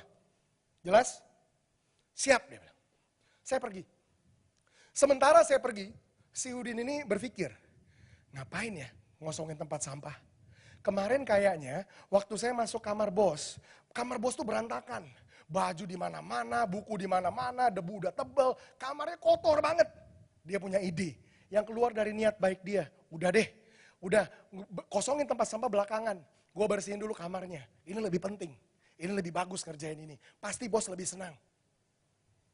Sementara saya pergi, dia bersihin kamar saya. Dia rapiin kamar saya. Dan hasilnya begini, kamar saya kamar yang bagus sekali, rapi sekali. Ini pekerjaan yang excellent, nomor 1, hebat banget. Saya nggak mungkin bisa lakukan lebih baik dari dia. Bagus sekali. Pertanyaan saya simple. Ketika saya pulang ke rumah, Saya temukan sampah belum dikeluarin, tapi saya temukan di sisi lain, kamar saya bagus sekali, kamar saya rapi sekali. Pertanyaan saya, kira-kira saya akan senang sama si Udin, atau saya akan marah sama si Udin? Halo? Marah? Kamar saya bagus loh.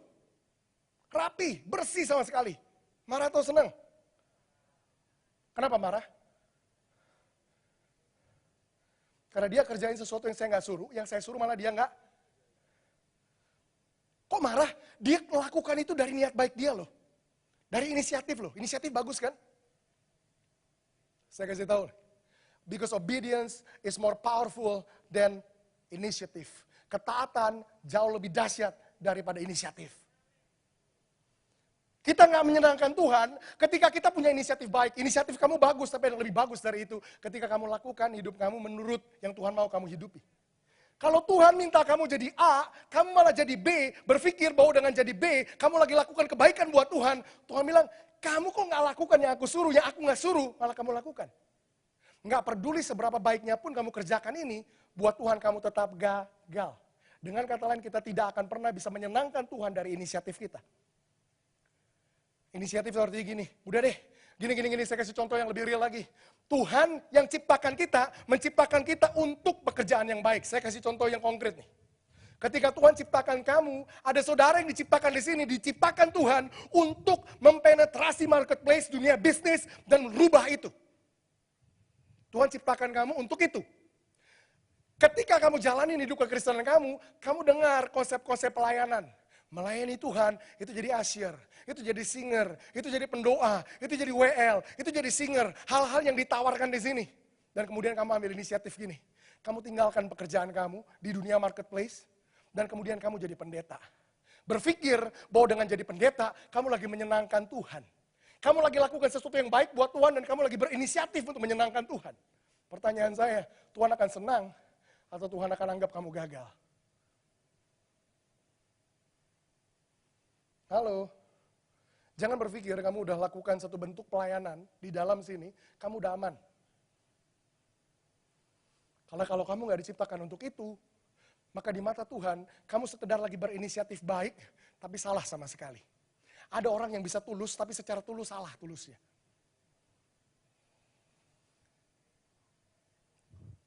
Ukuran approval itu apa ya? Ukuran Tuhan anggap berhasil hidup kamu, bukan ditentukan dari niat kamu, bukan ditentukan dari inisiatif kamu, bukan ditentukan dari pekerjaannya itu sendiri, tapi dari tujuan yang Tuhan punya buat kamu. Dengan kata lain, kalau kita mau berhasil, ini hukumnya nih. Temukan alasan kenapa Tuhan ciptakan hidup kita. Temukan tujuan tersebut, temukan pekerjaan baik tersebut, yang Tuhan udah siapkan buat setiap kita, sebelum ada satupun di antara kita yang diciptakan. Pekerjaan baik yang Tuhan mau kita kerjakan, itu nggak keluar sesudah kita lahir. Oh, kayaknya aku bisa lakukan ini, ya udah aku lakukan. Oh, kayaknya aku bisa lakukan itu, ya udah aku lakukan. Enggak. Pekerjaan baik itu udah ditetapkan, bukan dari talenta kita, bukan dari kemampuan kita, tapi dari sebelum kita lahir bahkan, Tuhan udah siapkan pekerjaan itu. Saya mau kita lihat satu ayat yang lain. Yeremia pasal yang pertama ayat yang kelima. Saya nggak punya waktu yang terlalu banyak untuk terlalu panjang di situ. Tapi saya mau kasih lihat kita sama-sama gambaran yang lain. Yeremia pasal yang pertama ayat yang kelima, saya sebutnya gini, di sini adalah cuplikan gimana prosesnya, gimana bentuknya ketika Tuhan menciptakan kita dan gimana caranya Tuhan mengukur keberhasilan hidup kita. Yeremia pasal yang pertama ayat yang keempat bilang begini, firman Tuhan datang kepadaku bunyinya. Siapa aku ini? Yeremia, konteksnya Tuhan ngomong sama Yeremia. Tuhan ngomong apa sama Yeremia? Ini ayat 5. Tuhan ngomong gini sama Yeremia. Yer, sebelum aku membentuk engkau dalam rahim ibumu, aku telah mengenal engkau. Dan sebelum engkau keluar dari kandungan, aku telah menguduskan engkau, aku telah menetapkan engkau, aku telah apa? Menetapkan engkau menjadi nabi bagi bangsa-bangsa. Pertanyaan saya, kapan Tuhan menetapkan Yeremia untuk jadi nabi buat bangsa-bangsa? Kapan? Sebelum si Yeremia lahir. Dengan kata lain, Yeremia nggak hidup dulu, kemudian dia, apa yang bisa aku lakukan ya? Kira-kira aku cocoknya jadi apa ya? panggilan yang Tuhan punya, tujuan yang Tuhan punya buat dia sudah ada bahkan sebelum si Yeremia lahir. Ayat ini saya mau rephrase, mau pakai kata-kata sehari-hari supaya kita ngerti lebih baik. Yeremia 1 ayat 5 dalam bahasa sehari-hari bunyinya begini. Sebelum kamu ada di dalam kandungan ibu kamu, artinya gini, bahkan sebelum kamu dikandung sama ibu kamu, Tuhan bilang gini, aku telah mengenal kamu. Artinya mengenal itu begini, aku udah tahu aku mau jadikan kamu sebagai apa. Halo. Tuhan bilang gini, sebelum kamu ada dalam perut ibu kamu, aku udah tahu aku mau jadikan kamu sebagai apa. Dengan kata lain, keberhasilan hidup kita diukur dari gini, kita menemukan tujuan itu, mengikuti tujuan itu, menggenapi tujuan itu. Kalau hidup yang kita hidupi, nggak pernah cari tahu Tuhan, waktu Tuhan sebelum ciptakan aku, Tuhan ciptakan aku sebagai apa sih Tuhan? Maka kita nggak akan pernah mencapai keberhasilan itu. Karena keberhasilan kita nggak diukur berdasarkan definisi orang tentang keberhasilan. Nggak diukur berdasarkan inisiatif kita pengen jadi apa. Diukur berdasarkan satu hal aja. Kita jadi seperti yang Tuhan mau kita jadi sebelum kita ini ada. Kemudian Tuhan mau ngomong gini sama Yeremia. Sebelum kamu keluar dari kandungan ibu kamu. Tadi dibilang aku udah kenal kamu, aku udah tahu aku mau jadikan kamu sebagai apa. Yang kedua dibilang gini, aku telah menguduskan kamu. Kata ini kata yang paling sukar dimengerti sama bahasa kita. Wah, pantesan Yeremia dahsyat. Kenapa? Belum lahir aja udah dibikin kudus. Terus kita mulai berpikir secara imajinatif. Pikiran-pikiran ini muncul, diapain ya kira-kira ya? Apa dikasih kemenyan gitu biar dia kudus? Apa dicuci pakai rinso merek apa di sorga gitu, dikudusin dulu baru dia lahir? Diapain sih dikudusin? Dalam bahasa Inggris, kata aku menguduskan kamu ini lebih pas. Dibilang gini, before you come out of your mother's womb, I have consecrate your life. Kata menguduskan, bukannya aku purify, bukannya aku sanctify, bukan. Tapi I have consecrate your life. Consecrate artinya gini, bahasa Indonesianya, konsekrasi. Nah kita sama-sama mikir, itu juga apa artinya? Kata konsekrasi artinya aku udah pisahin kamu. Dengan kata lain, Tuhan bilang gini, kata menguduskan tuh begini, Tuhan bilang sama Yeremia yang pertama, sebelum kamu ada dalam rahim ibu kamu, aku udah tahu loh, aku mau bikin kamu sebagai apa. Sebelum kamu keluar dari kandungan ibu kamu, aku tuh udah pisahin kamu. Pisahin kamu artinya gini, nggak ada orang lain yang punya tujuan hidup seperti yang kamu punya. Aku udah pisahin kamu. Percaya nggak kalian? Percaya nggak saudara? Setiap kita, Tuhan punya tujuan yang spesifik. Nggak ada orang lain di bumi ini yang punya tujuan seperti yang Tuhan punya buat hidup kamu. Nggak ada. Kalian nggak percaya? Saya kasih buktinya. Dunia ini, hari ini, dihuni oleh 7,5 miliar orang. Itu populasi dunia, 7,5 miliar. Kalian bisa lakukan eksperimen ini. Kelilingi dunia dari hari ini sampai kalian mati, cari orang yang kayak kamu. Jawabannya kita tahu. Kita nggak akan pernah ketemu satu orang lagi yang kayak saya, yang kayak kamu. Benar? Artinya apa? Tuhan bikin kamu unik, Tuhan bikin kamu spesifik, dan tujuan yang Tuhan punya buat kamu, nggak ada orang lain punya. Dengan kata lain, setiap kita bisa mencapai keberhasilan kita sendiri. Ketika kita nggak compare diri kita sama orang lain, kita berhasil dengan cara kita sendiri. Menemukan alasan kenapa Tuhan ciptakan saya, mengikuti alasan itu, dan menggenapi alasan itu. Saya berhasil. Tuhan bilang sama Yeremia, aku udah pisahin kamu. Dan aku telah menetapkan kamu. Kapan itu? Sebelum dia keluar dari kandungan. Aku udah tetapkan kamu jadi nabi buat bangsa-bangsa. Untuk kasih gambaran ini, saya tutup dengan ilustrasi. Ilustrasi ini kalian harus dengar. Supaya kalian dapat gambaran yang jelas.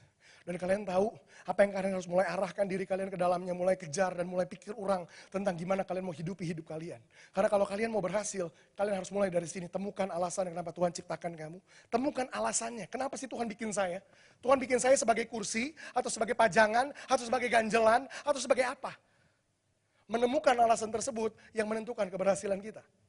Kalau kita nggak pernah temukan alasan itu, kita hidupi apa? Menemukan alasan itu baru titik permulaan. Menemukan tujuanmu itu baru titik pertama. Sesudah ketemu ngapain? Kamu hidupi panggilan kamu. Temukan, ikuti panggilan kamu. Habis ketemu, oh ternyata Tuhan ciptakan saya sebagai pengusaha toh. Bukan sebagai pendeta. Sekalipun saya punya inisiatif baik pengen melayani Tuhan di dunia pendeta. Tapi bukan itu alasan Tuhan ciptakan saya. Saya bisa lari dari panggilan saya sebagai pendeta. Kalau Tuhan sebenarnya ciptakan saya sebagai pengusaha. Halo. Ketemu panggilan, ikuti panggilan kita. Jangan jadi yang lain. Nggak perlu orang tahu tekanan kayak gimana pun. Nggak perlu orang punya definisi kayak gimana pun. Karena keberhasilanmu bukan mereka yang definisikan. Tapi yang menciptakan hidup kamu. Ikuti panggilan itu. Dan genapi panggilan itu. Jadi seperti yang Tuhan mau kamu jadi. Saya kasih ilustrasinya, ini tutup terakhir.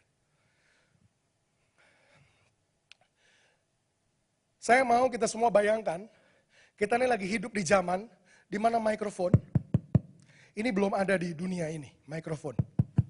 Gampang ya kalian lihat mikrofon saya pegang. Oke? Katakanlah suatu hari, Marcos di sini ini teman lama saya nih. Kita berteman berapa lama ya? 10 tahun ada kali. 7 tahun, 8 tahun, ya lama lah. Katakanlah kita berteman baik, bukan katakanlah itu benar, kita berteman baik. Dan suatu hari Marcos nih ke Amerika. Jalan-jalan. Nubuatannya. Ya, dia jalan-jalan ke Amerika, karena kita berteman baik, dia berpikir gini, wah gue harus bawa oleh-oleh nih buat teman gue nih, buat sohib gue nih. Di suatu toko, dia melihat ada benda aneh, ini. Bayangin ya, kita hidup di zaman mikrofon belum pernah ada di dunia. Dia nemu benda aneh ini, di situ tulisannya, penemuan baru, mahal. Wah, dia berpikir, ini hadiah yang bagus nih. Dia sendiri nggak tahu ini apa, tapi karena ini penemuan baru, inovasi baru dan mahal, dia beliin. Pulang sampai di Jakarta mendarat, dia telepon, hey bro, gue udah pulang nih. Oh iya gimana? Iya nih, gue punya oleh-oleh nih buat lo. Oh iya sip, bro, ini inovasi baru dan mahal. Dengar mahal, wah saya semangat. Iya bro, gue jemput. Saya datang ke airport, saya minta oleh-oleh. Mana oleh-olehnya? Dia kasih, ini bro. Saya bawa pulang oleh-olehnya, sampai rumah saya buka benda ini. Ketika saya buka pertama kali, yang muncul di pikiran saya, hah? Apaan nih? Bayangin kita hidup di zaman mikrofon belum ada. Apaan nih? Bentuknya panjang kayak es krim, ada bonggolnya, kemudian saya jilat. Kok rasanya nggak enak? Saya pikir awalnya ini es krim elektronik. Sekarang katanya ada rokok elektrik. Nggak ada asapnya, nggak ada tembakaunya, tapi rasanya kayak ngerokok katanya. Wah mungkin ini es krim elektrik nih. Nggak dingin, nggak meleleh, tapi dijilat enak. Saya coba, loh kok rasanya nggak enak? Kemudian saya mulai mikir, ini benda apa yang dia beliin ya? Mahal sih mahal, inovasi baru sih inovasi baru. Tapi kalau nggak ngerti gunanya buat apa, ya buat apa juga. Sementara saya mikir. Istri saya di dapur, saya minta maaf, saya nggak kenalin istri saya dari awal, boleh berdiri nggak sebentar. Ini istri saya yang cantik di depan, saya minta maaf. Ini istri saya. Istri saya di dapur manggil, Say, ini nih tolongin. Kenapa? Ada kecoa? Bukan. Lagi ngulek, ulekannya jatuh, patah. Ting, ide muncul. Oh, Kokom beliin saya ulekan dari Amerika. Pantesan inovasi baru. Enteng, lightweight, tapi ini ulekan nih kayaknya nih. Saya datang ke istri saya, jangan khawatir. Saya baru dapat ulekan yang baru. Saya kasih dia pakai buat ngulek. Sementara dia ngulek, saya mikir lagi. Mau ngapain juga ke Amerika jauh-jauh beli ulekan. Mahal lagi. Kalau mahal mah saya ke pasar aja beli 10, jatuhin aja terus nggak apa-apa juga. Patah pakai lagi, patah pakai. Buat apa beli ulekan mahal-mahal? Sementara saya mikir nggak puas, kayaknya bukan buat ulekan deh. Sementara saya mikir, saya ingat, oh iya, kemarin genteng bocor, pengen cari palu nggak ada. Mungkin ini palu dari Amerika. Enteng, sekali pukul jebret masuk. Wah ini palu nih dari Amerika. Habis dipakai ngulek, saya bawa ke atas genteng. Itu ada palu, ada paku, saya pakai. Duk, duk, duk. Kalian dengar ilustrasi ini, kalian mulai ketawa ketiwi. Apa sih yang kita belajar dari ilustrasi ini? Yang pertama kita belajar. Ketika tujuan dari suatu benda tidak diketahui, ketika tujuan dari suatu benda, fungsi dari suatu benda tidak diketahui, maka yang sering kali terjadi adalah ini, penyalahgunaan fungsi. Bahwa benda tersebut difungsikan nggak semestinya. Benar? Saya nggak tahu ini buat apa. Saya pakai ngulek lah, saya pakai buat malu lah. Benar? Lihat ini. Kalau kita nggak pernah temukan alasan kenapa Tuhan ciptakan kita. Kita nggak pernah temukan tujuan hidup kita. Maka yang sering kali terjadi sama semua orang di dunia, termasuk orang Kristen, adalah penyalahgunaan fungsi. Tuhan ciptakan kamu jadi pengusaha, kamu malah jadi pendeta. Tuhan ciptakan kamu jadi pendeta, kamu malah jadi artis. Tuhan ciptakan kamu jadi artis, kamu malah dagang di pasar pagi. Kalau kita nggak mulai dari sini, kita nggak akan pernah berhasil. Temukan alasan kenapa Tuhan ciptakan kita. Karena kalau kita nggak pernah temukan alasan tersebut, maka yang akan terjadi adalah penyalahgunaan fungsi. Kita nggak jadi seperti yang Tuhan mau kita jadi. Atau dengan kata lain kita gagal. Halo, nangkap itu? Saya tanya sama kalian, pertanyaan saya. Balik ke cerita ini. Kalau mikrofon ini, saya pakai buat malu. Duk, duk, duk. Apa yang terjadi dengan mikrofon saya? Rusak. Benar ya? Setuju ya? Rusak. Yang kedua saya tanya. Kalau mikrofon saya pakai buat ngulek. Apa yang terjadi? Salah. Pedas. Ya, belakangan rusak juga. Benar ya? Lihat ini. Ketika penyalahgunaan fungsi terjadi, maka yang selanjutnya terjadi adalah kerusakan. Kalau hidupmu nggak lagi melakukan apa yang sebenarnya Tuhan mau kamu lakukan, maka ujung-ujungnya hidupmu akan rusak. Halo? Lihat nih. Kalau saya diciptakan Tuhan jadi penyanyi, saya malah jadi pendeta teriak-teriak kayak sekarang, saya lagi rusak pita suara saya, minimal itunya rusak. Benar? Saya lagi nggak jadi seperti yang Tuhan mau saya jadi. Tapi ini yang lebih serius lagi nih. Bukan cuma hidupmu akan rusak, tapi ini yang lebih serius lagi nih. Lihat ya, mikrofon diciptakan mahal-mahal, itu ada alasannya. Kenapa? Karena komponen-komponen yang ada di dalamnya itu mahal, benar? Kalau yang mahal itu ujung-ujungnya cuma dipakai ngulek, ujung-ujungnya cuma dipakai malu, maka mikrofon ini nggak akan pernah maksimal. Kalau hidupmu nggak berfungsi seperti yang Tuhan mau kamu berfungsi, kamu nggak menemukan alasan kamu diciptakan, maka hidupmu nggak akan pernah maksimal. Kita masih berpikir, kenapa ya gue nggak kaya-kaya? Kenapa ya usaha gue nggak berhasil-berhasil? Kenapa ya apa yang gue kerjain mentok terus? Pertanyaannya begini, bukan berapa banyak seminar motivasi yang kamu udah datengin, bukan berapa banyak buku yang kamu udah baca, bukan berapa banyak skill yang kamu udah peroleh. Pertanyaannya gini, kamu diciptakan untuk itu atau enggak? Karena kalau kamu lagi melakukan sesuatu yang kamu nggak diciptakan untuk itu, kamu nggak akan pernah maksimal. Potensi yang mahal, yang tersimpan di dalam kamu, semua potensi, semua kemampuan ini nggak akan pernah kepakai keluar semua. Kamu cuma lagi ngelakukan sesuatu di level permukaan. Ulekan, palu, cuma luarnya doang yang kepake. Kamu bahkan gak 10% dari potensi yang Tuhan simpan di dalam kamu. Jadi orang Kristen bukan tentang memaksimalkan diri. Pergi seminar motivasi lebih banyak lagi, baca buku lebih banyak lagi, belajar untuk lebih rajin lagi. No. Dimulai dari sini. Temukan alasan kenapa Tuhan ciptakan kamu. Karena kalau kamu gak pernah temukan alasan itu, kamu gak lagi berfungsi semestinya, maka kamu akan rusak dan potensi yang ada di dalam kamu gak akan pernah keluar. Terakhir, kalau saya nggak mau benda ini rusak, saya harus ngapain? Saya harus tanya sama siapa? Sama yang bikin. Nggak ada orang yang lebih tepat untuk kita tanya daripada yang menciptakan. Kenapa? Karena yang menciptakan yang punya tujuan buat benda ini. Siapa yang ciptakan benda ini? Ada yang tahu? Yang ciptakan mikrofon adalah Alexander Graham Bell. Saya datang Mr. Bell, can you please tell me why have you created microphone? Kenapa sih kamu ciptain mikrofon? Kira-kira jawaban yang dia kasih akan berbentuk begini. Oh, saya jelasin. Sebelum aku bikin mikrofon itu, aku ini punya kebutuhan. Aku kasih ceramah, teriak, orang gak denger juga. Sebelum aku ciptakan mikrofon itu, aku harus desain dulu mikrofon itu. Mikrofon itu bentuknya harus spesifik. Nggak boleh kegedean kayak speaker bawaannya susah. Nggak boleh terlalu kecil kayak jarum, nyeplos hilang. Bentuknya harus spesifik. Dan komponen-komponen yang ada di dalamnya itu harus spesifik. Aku desain dulu benda itu. Dan sebelum itu, benda itu aku produksi. Aku udah tetapkan benda itu adalah untuk capture suara, nangkap suara, dan untuk memperbesar suara. Jawaban Alexander Graham Bell kira-kira suaranya seperti apa? Yeremia 1 ayat yang kelima. Tuhan bilang begini, sebelum ada satupun di antara kalian aku ciptakan. Tuhan bilang gini, di tahun 2013 aku punya kebutuhan. Ada orang yang aku mau pakai di dunia bisnis, di dunia arts entertainment, di dunia media, di dunia politik. Yang akan merubah bangsa ini, yang akan menghadirkan transformasi buat kota ini. Tuhan punya kebutuhan yang besar. Dan Tuhan bilang gini, sebelum ada satupun di antara kamu yang aku ciptakan, aku harus desain orang itu. Maka bentukan kamu spesifik, kamu gak terlalu tinggi, gak terlalu pendek, gak terlalu jelek, gak terlalu ganteng, gak terlalu pinter, gak terlalu bodoh. Bentukan kamu spesifik, karena hanya dengan spesifikasi itu, kamu bisa melakukan tujuan yang aku punya buat kamu. Dan sebelum aku ciptakan ada satu pun di antara kamu, Tuhan bilang, aku udah menetapkan kamu jadi pengusaha yang terkenal, kamu jadi artis yang hebat, kamu jadi politikus yang mengubah dunia politik, kamu jadi orang media yang mempertontonkan nilai-nilai yang benar buat bangsa ini. Tuhan punya pekerjaan baik yang udah menanti buat kita semua. Kita diciptakan untuk sesuatu yang spesifik dari Tuhan. Dan pelayanan kita buat Tuhan gak diukur dari niat baik kita, tapi dari spesifikasi tujuan Tuhan buat hidup kita. Temukan panggilanmu, ikuti panggilanmu, genapin panggilanmu. Bentukan kamu hari ini, spesifik. Saya ngomong tadi, kamu gak terlalu tinggi, gak terlalu pendek. Saya ngomong, kalau kamu jadi lebih tinggi dari hari ini, kamu belum tentu bisa fulfill destiny kamu. Kalau kamu lebih pintar, lebih bodoh, lebih apapun. Ini problemnya kita.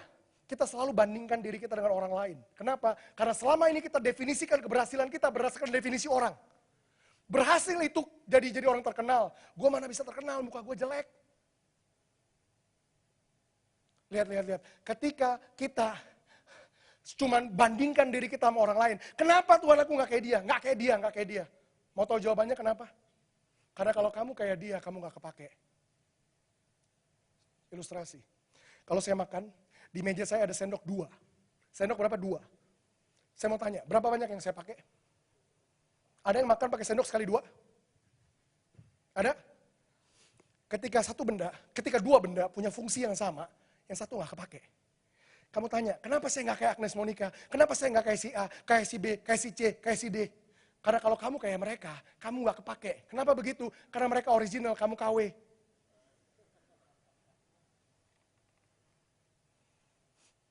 Be original. Temukan panggilan kamu, ikuti panggilan kamu, genapi panggilan kamu. Keberhasilan kamu diukur dari menemukan panggilan kamu. Dari menemukan alasan kenapa Tuhan ciptakan kamu. Kamu temukan itu, kamu ikuti itu, jadi itu, kamu genapi itu. Hari ini, saya cuma mau gini, rubah mindset kita. Tentang apa itu berhasil. Sehingga kita gak kejar lagi hal-hal yang konyol. Yang di akhir dari semuanya, kita tetap dianggap gagal sama Tuhan. Itu yang pertama, rubah mindset kita. Yang kedua, kita mulai doakan doa yang benar. Tuhan, kalau begitu tunjukkan sama saya, kasih tahu saya, Tuhan ciptakan aku sebagai apa. Yang ketiga, ketika Tuhan mulai ngomong, ketika Tuhan mulai spesifik ngomong sama kita mulai arahkan diri kita ke arah situ. Karena yang menentukan keberhasilan kita cuma satu hal itu, bukan semua hal lain yang ada di sekitarnya. Kita berdoa siang hari ini. Tuhan, terima kasih buat siang hari ini. Kami bersyukur Tuhan untuk waktu yang Kau berikan buat kami. Kami boleh nangkap, kami boleh belajar, kami boleh ngerti suatu paradigma yang mengubah hidup kami. Selama ini kami punya satu konsep tentang keberhasilan, hari ini kami baru ngerti Tuhan, apa itu berhasil menurut definisi Tuhan. Bahwa keberhasilan kami ternyata hanya ditentukan dari tujuan, dari alasan kenapa kami diciptakan. Bahwa kami gak akan pernah berhasil, sekalipun kami kaya, sekalipun kami terkenal, sekalipun kami berpengaruh dan punya posisi yang tinggi. Kalau kami gak jadi seperti yang Tuhan mau kami jadi. Itu sebabnya Tuhan, aku berdoa Tuhan, agar paradigma ini mulai mempenetrasi setiap orang yang ada di sini. Mulai merubah paradigma yang salah, untuk mereka mulai tata ulang hidup mereka. Mereka mulai pikirkan ulang hidup mereka. Mereka mulai bertanya sama Tuhan pertanyaan-pertanyaan yang benar. Bukan lagi berdoa untuk berkati usaha mereka, berkati pekerjaan mereka. Tapi mereka mulai dari awal, Tuhan, apakah yang aku kerjakan, ini yang Tuhan mau aku kerjakan atau tidak? Karena kalau enggak, aku enggak akan pernah mungkin diberkati. Tuhan buat mereka tata ulang hidup mereka, doa mereka, prioritas mereka, dan gimana mereka arahkan hidup mereka. Dan Tuhan aku berdoa, Tuhan aku lepaskan anugerah apostolikmu di tempat ini. Anugerah yang akan memperlengkapi mereka, yang akan mengajar mereka, yang akan memberdayakan mereka, dan yang kelak akan mengutus mereka keluar untuk menjadi pengubah kota, pengubah bangsa. Ketika mereka temukan tujuan mereka, ikuti tujuan mereka, genapi tujuan mereka. Tuhan lagi bangkitkan satu generasi yang baru, yang bukan cuma main gereja-gerejaan di dalam, tapi mengubah bangsa ini, mengubah kota ini, di luar sana, untuk kemuliaan Tuhan. Tuhan aku lepaskan anugerah-Mu ini atas mereka, di dalam nama Tuhan Yesus. Percaya bahwa pesan ini, firman ini, tinggal di tempat ini, dan mulai bekerja di dalam mereka, mulai menghasilkan di dalam mereka, apa yang Tuhan mau untuk Tuhan capai. Di dalam nama Tuhan Yesus, kami berdoa dan bersyukur siang hari ini. Yang percaya sama-sama katakan, Amin.